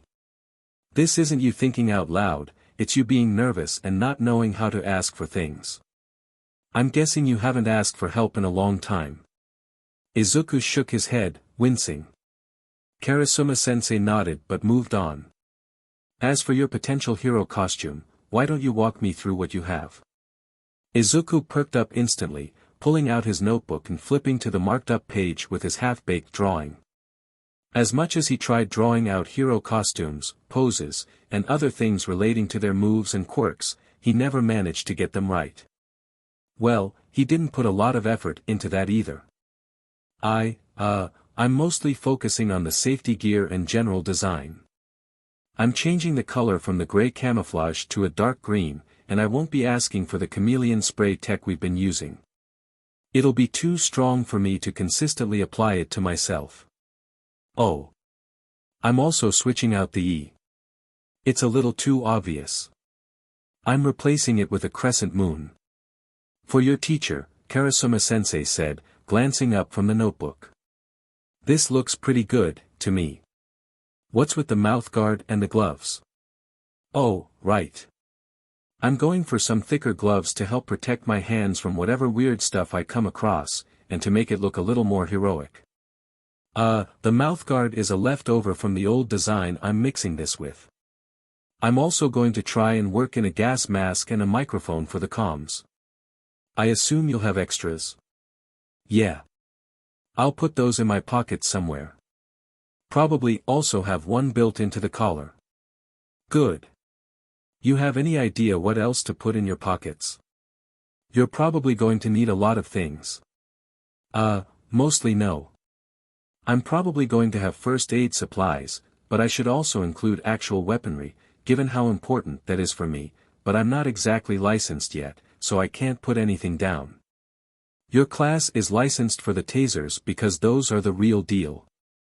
Even if we have let you use real guns and knives sometimes and you do have all the training you'd need, we don't want to just hand a bunch of teenagers a license to carry deadly weapons. Oh, then I can at least put down the taser. I might wind up getting some extra things off Okada-san and Takebayashi-kun, but we'll just keep that part quiet. An amused smile pulled at Karasuma-sensei's lips. I'm going to pretend I didn't hear that. At least it won't take you very long to get licensed for other gear because you already have the basics down. Now, as for getting the ministry to agree to this. I should be able to spin it in a way that will make it work, but it'll take me a little time. Izuku smiled wide. Thank you, Karasuma-sensei. Karasuma-sensei gave a fond huff as he handed back the notebook. Get going, Midoriya-kun. You have things to do, and I have some new paperwork to start on. Yes, sensei. Izuku was more than a little confused at his mom's instructions, but he didn't let that bother him. She probably just wanted to eat out to celebrate his final results. It wasn't a big deal. Either way, Izuku found himself leaving the school after having spent some time at their extra training in hanging out and made his way to a well-liked restaurant in the area. Izuku? Izuku glanced around, he was sure he just heard someone say his name. Auntie Mitsuki, he called out as he finally spotted the blonde. He glanced around one more time, looking for the rest of the Bakugou family. If you're looking for my brat, don't bother. Inko told me not to bring him. Izuku stopped looking, zeroing in on his honorary aunt. What? Auntie Mitsuki frowned at him. She didn't tell you anything either. Izuku shook his head. She only told me to come here for dinner. Pretty sure she made a reservation for tonight. Auntie Mitsuki nodded. Great, at least we're on the same page. Wonder what she's up to this time. This time? Oh, the stories I could tell you, Auntie Mitsuki grinned. Inko likes to act all gentle and innocent, but she caused a lot of trouble when we were younger. But that's not important right now, Inko interrupted, sending Auntie Mitsuki a playful glare as she startled them. Auntie Mitsuki just grinned back. You're right. Why don't you tell us what you've got cooking? Except I'm not cooking. Mom, can you please explain what's going on? Izuku groaned, cutting off the inevitable banter the two would have gotten into. Inko smiled at him. Of course, but first, let's get something to eat. Izuku and Auntie Mitsuki agreed quickly and they settled down. The food was good, and spending time with Auntie Mitsuki apart from Bakugou Katsuki was actually a pleasant experience. Actually, we've gotten the brat into anger management, Auntie Mitsuki said at one point. We started talking about it a little while ago when he started to get a bit worse. Then he took a walk one day and came back and agreed to it. Something we said must have gotten through to him. Izuku suppressed his wince. That must have been after their fight on the beach. Oh, don't go telling anyone, Izuku dash. Yeah, it's not anyone's business, Izuku answered quickly. Private matter and all that. Inko looked like she wanted to say something, but the conversation swiftly moved on. Eventually, they had finished eating, and Izuku and Auntie Mitsuki turned to Inko, hoping to actually get an answer. Inko turned to Izuku. So, if I'm understanding things right, you've been working on new hero costume designs. Specifically, you've been spending a lot of time looking up color theory when you could have just asked someone we know who is well versed in fashion. Izuku felt his face heating up while Auntie Mitsuki laughed. How did you? You fell asleep with your notes open. That explained that. So, little Izuku, what do you have so far? Izuku stammered an explanation of his current design. I'm mostly just trying to figure out accent colors for the gloves and boots. Maybe elsewhere, but, mostly the gloves and boots. I could just go with black, but I want to do something a little more eye-catching for marketing and stuff. Auntie Mitsuki nods, pulling out her phone and messing around with some stuff on it. Okay, so you said a dark forest green. Something like this, right? Izuku confirmed the color. Alright, talk me through what you want from the colors. The whole green thing is. Izuku gestured at his hair. I went with dark colors because I'm probably going to be doing a lot of underground and stealth work. I'm trying to go for something a bit brighter and more welcoming for when I'm in more public situations. I also have a small gold symbol on the collar. But you still need them to be dark enough that they won't give you away for stealth, Auntie Mitsuki said.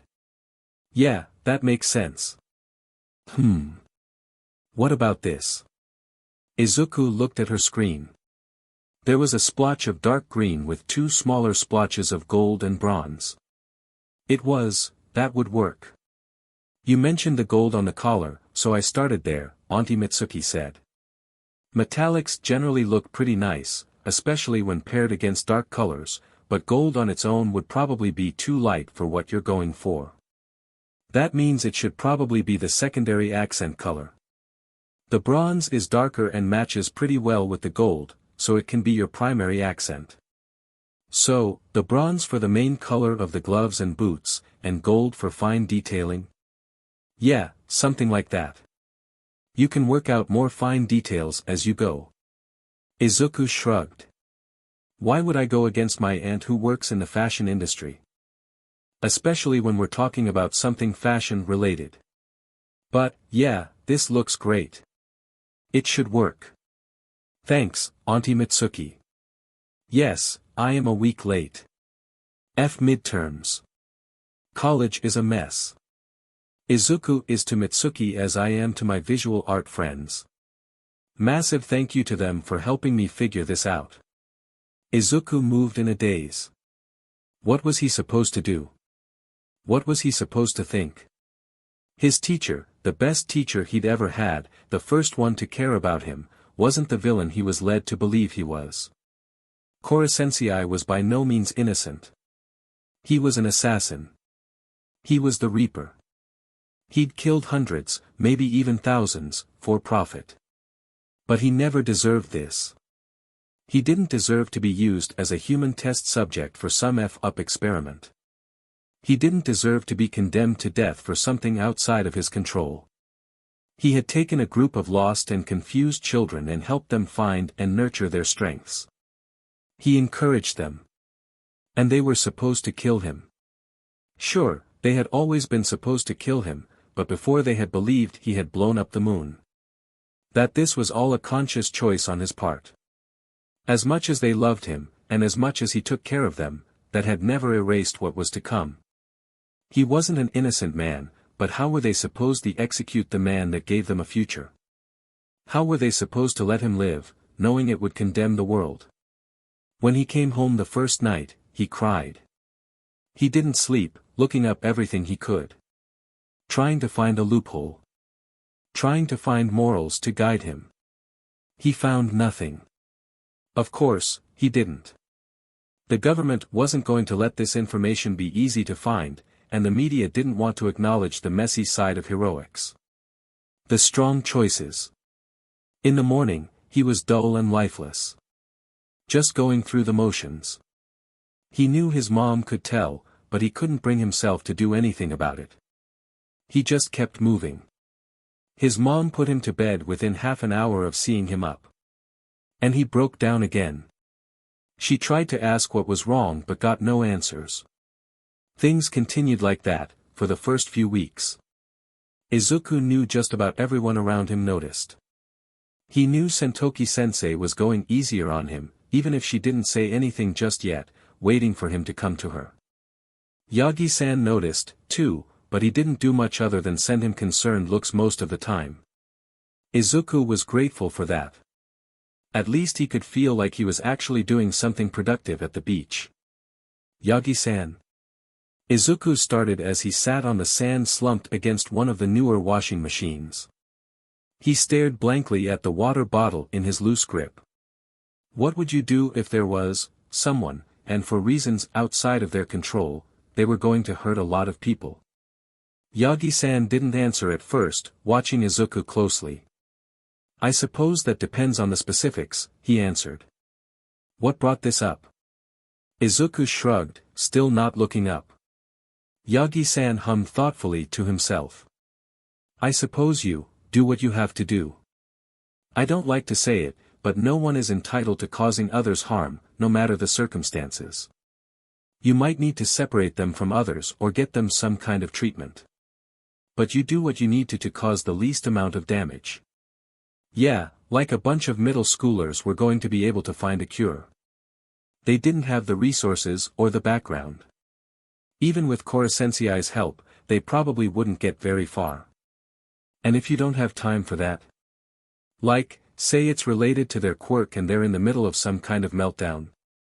Yagi-san moved to sit next to Izuku. And what kind of quirk would we be talking about here? Hypothetically. Izuku hesitated. Should he answer this? Yagi-san had probably realized Izuku was not talking about hypotheticals. I don't know, he answered, scowling as he took a gulp of his water. Something that they can't control. Something that would have some kind of discharge over a large area, and you can't call on someone like Eraserhead. Yagi-san sighed softly. I suppose, if I am absolutely forced to choose between one person with an out-of-control quirk and, say a city, I would save the city. I would have no choice but to kill them or do whatever kind of damage would get them to stop. Keep it to a minimum and keep it quick and clean. Honor them and mourn them. Be merciful but remember that they are not worth more than the masses. Izuku nodded slowly. Thanks, All Might. Are you going to tell me why you're thinking about this?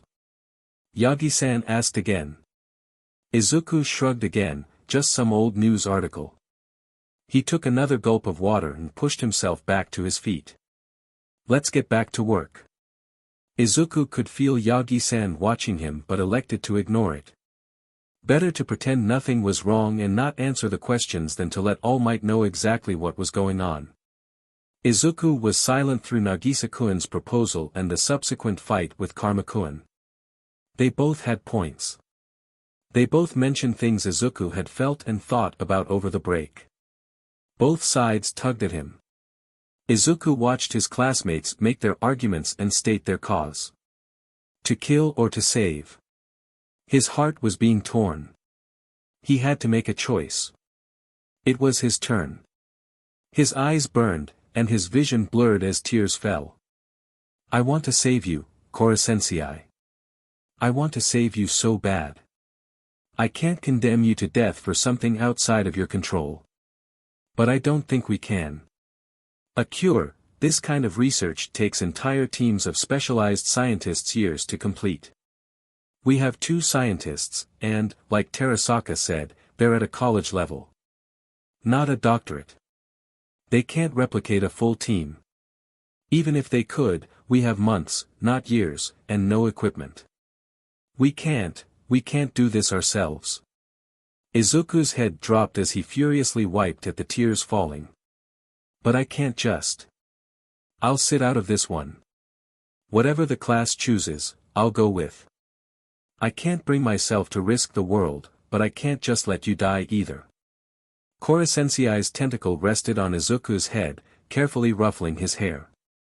I understand, Midoriya-kun. It's a strong decision, especially for someone like you, who cares so openly about so many people with all your heart.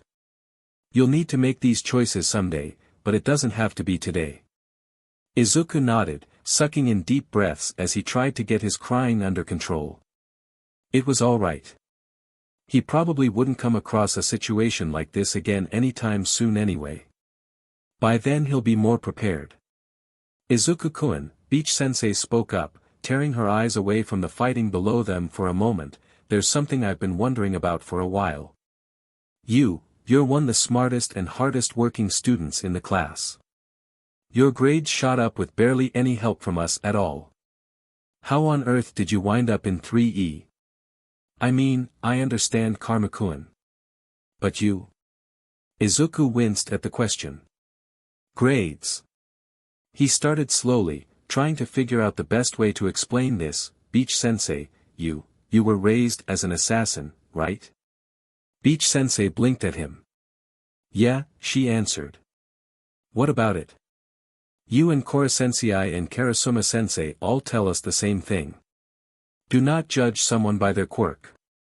Anyone can be a threat of any number of reasons. For an assassin, that's pretty central. For heroes, it should be too, but... Izuku shrugged. Beach Sensei frowned at him.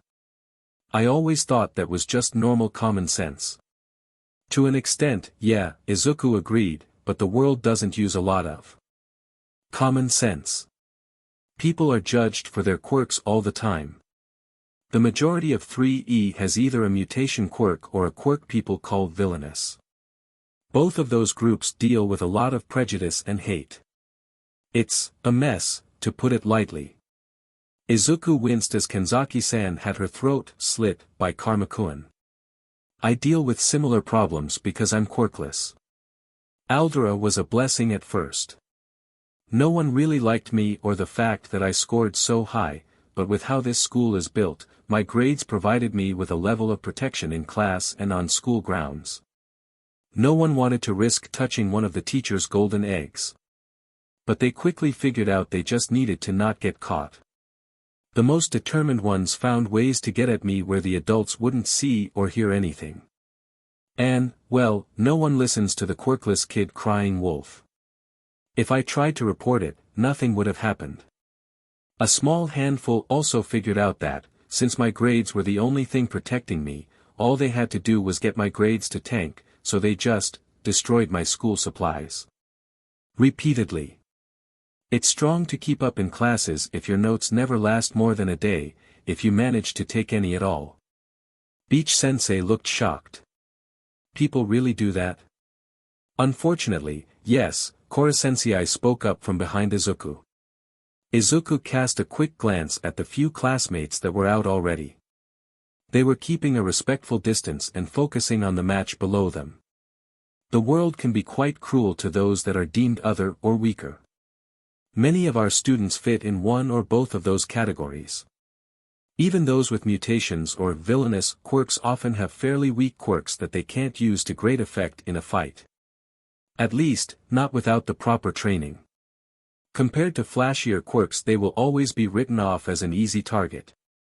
Izuku nodded. That's one of the reasons I'm aiming to be a hero. Yeah, I like helping people, but I also want to show them what I can do. That they were wrong to dismiss me. Koro Sensei laughed. Oh, they have no idea how wrong they are to dismiss a quirkless individual. Midoriya-kun, a question. Izuku hummed and glanced up at his teacher. Did you ever figure out what my quirk is? Izuku shook his head. Obviously, most of the superhuman things you can do are a result of the experiment you were subjected to. Not only did you tell us that was the case, but it's impossible for a single quirk to do all of that. It's just too much. Unfortunately, differentiating between a quirk and a result of the antimatter is impossible without background information. There is one other thing preventing you from identifying my quirk, Koro Sensei said, his face gaining the green stripes that said he was feeling vastly superior. I'm quirkless. Izuku's jaw dropped. The most feared and dangerous assassin in history is quirkless. You. That's why I was so quick to believe in you, Midoriya-kun.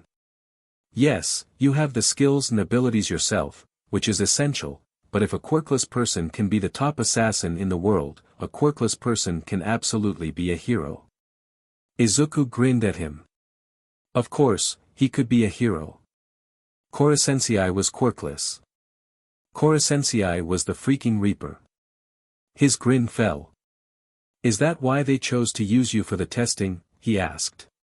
It would make sense. They wouldn't have to worry about how quirks affected it if they used a quirkless person. Izuku watched Kuro-sensei's face fall. Yes, unfortunately. How many quirkless people wound up like that? Izuku felt sick. Midoriya-kun, Kuro-sensei spoke up, please, do not look into that. At least, not right now. We both know this society has its faults, and that it is stained in blood, but let this subject rest. For your own sake. Izuku nodded, swallowing down the rush of anger, disgust, and fear. Leave the problem alone. Just let sleeping dogs lie. It would be fine. Most modern research wasn't conducted like that anyway. If you want to know how something affects people, you can't afford to ignore quirks. Right, he sighed. Thanks for telling me, Kuro-sensei. Kuro-sensei ruffled his hair again. Of course, Midoriya-kun.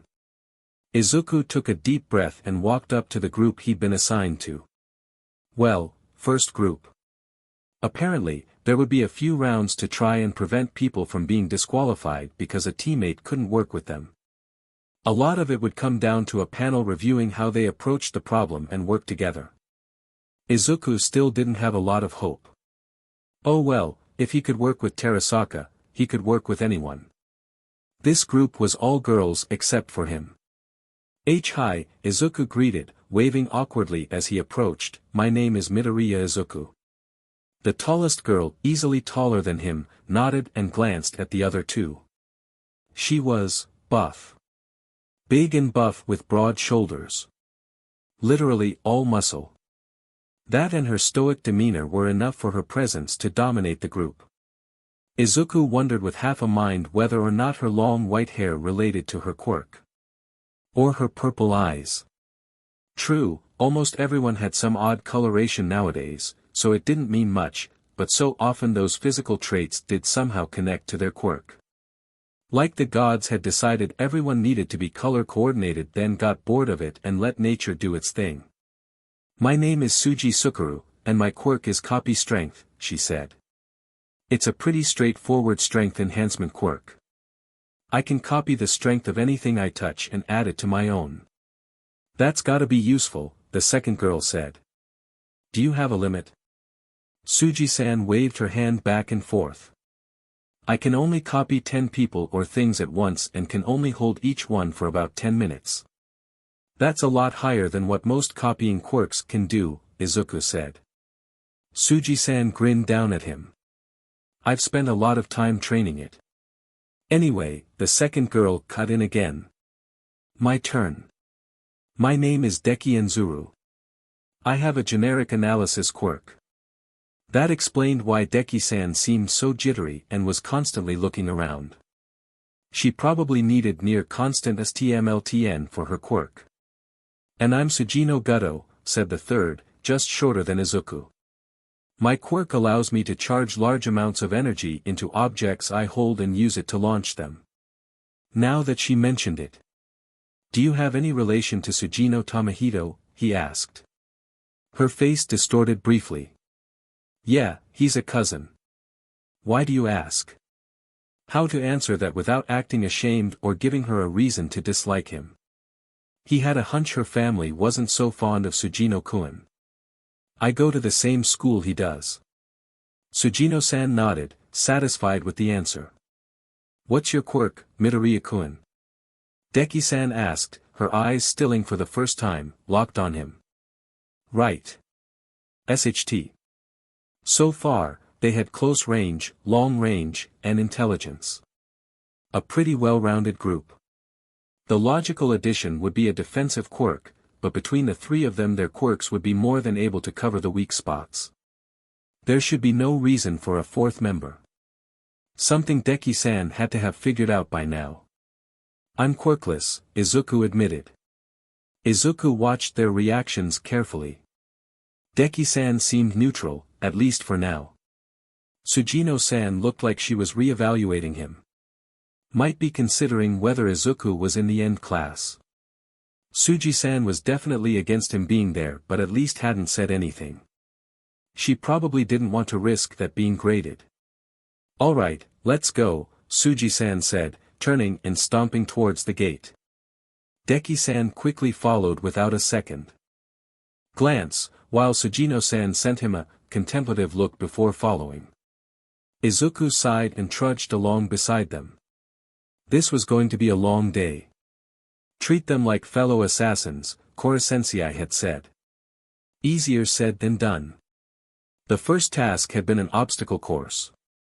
Izuku would have flown through it if he weren't tied to the rest of the group.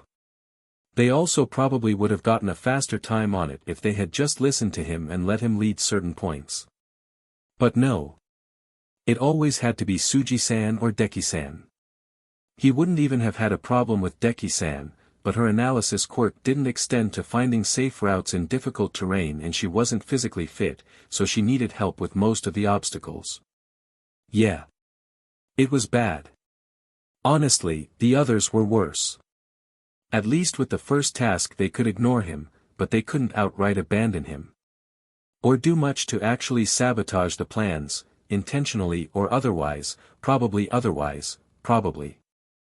The second task had been in a group with an equal number of boys and girls, and, again, it had been a well-balanced group.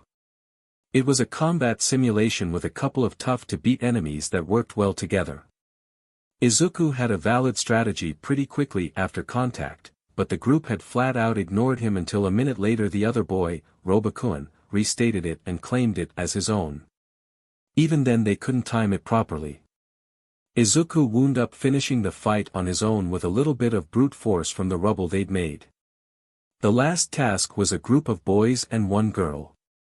As with the others, they ignored him almost entirely, delegating him to out-of-the-way tasks where he couldn't get into any trouble. It was a rescue operation with live actors that apparently do this stuff for a living. If Izuku tried to help more than his team told him to, they inevitably yelled at him to go back and do his job.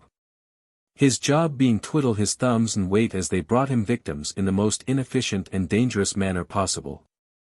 Izuku felt like screaming. Or punching something. Preferably both.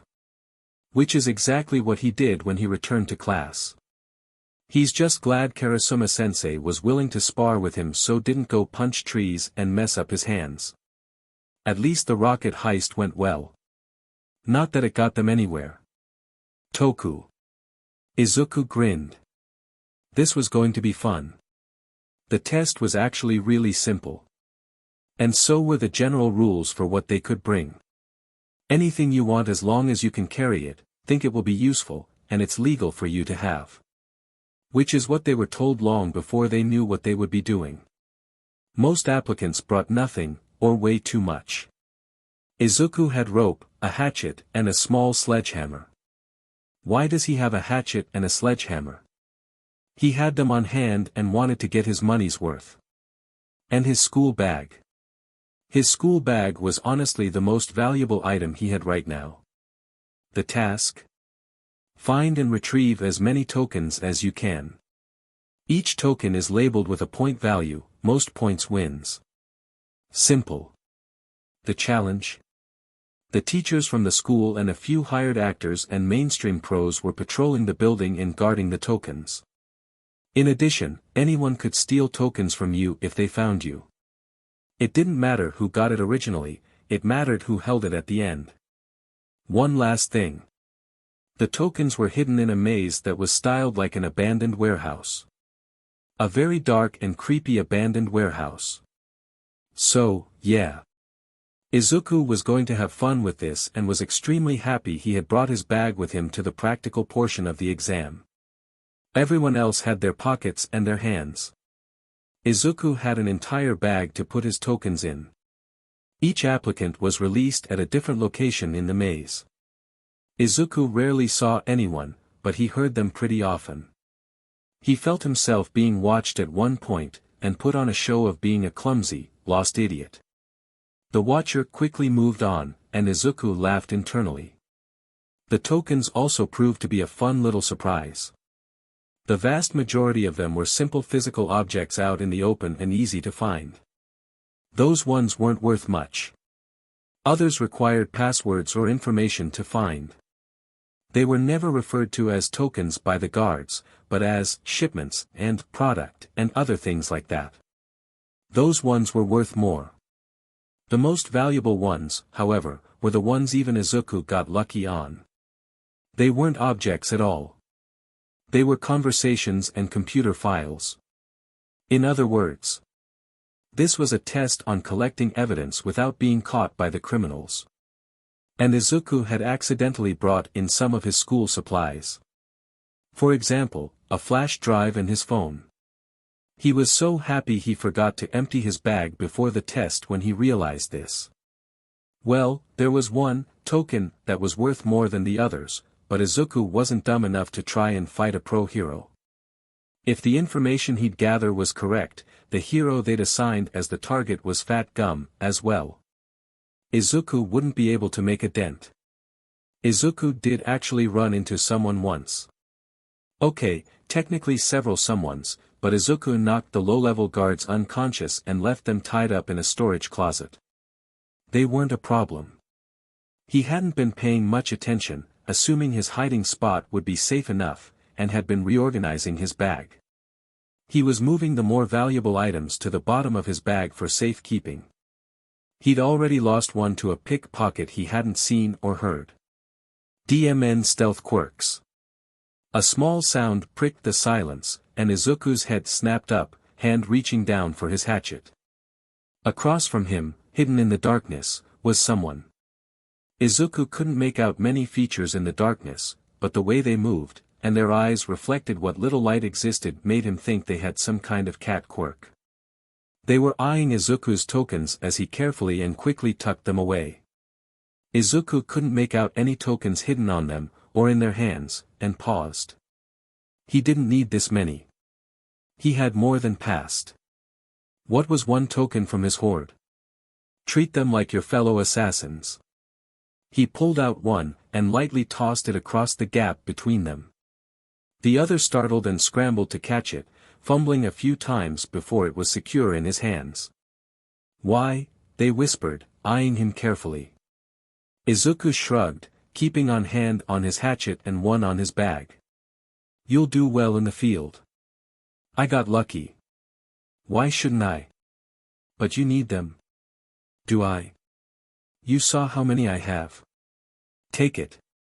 The other nodded slowly and scurried off. Izuku left shortly after, seeking out a new hiding place for him and his things. At the end of the exercise the staff took each applicant aside one at a time to go over what they collected. Izuku figured it was because of the information tokens. He didn't know if reciting the intelligence would be partial credit or if he would get bonus points, but either way, having the information would always be better than having nothing. The look on the hero's face as he pulled out item after item was fun. The look when he pulled out his phone and flash drive and asked if they had a computer he could borrow was better. Did you know what the test was going to be ahead of time? They asked him. Would I get more points if I did? Izuku replied. They didn't answer. No, he finally admitted. I just got lucky.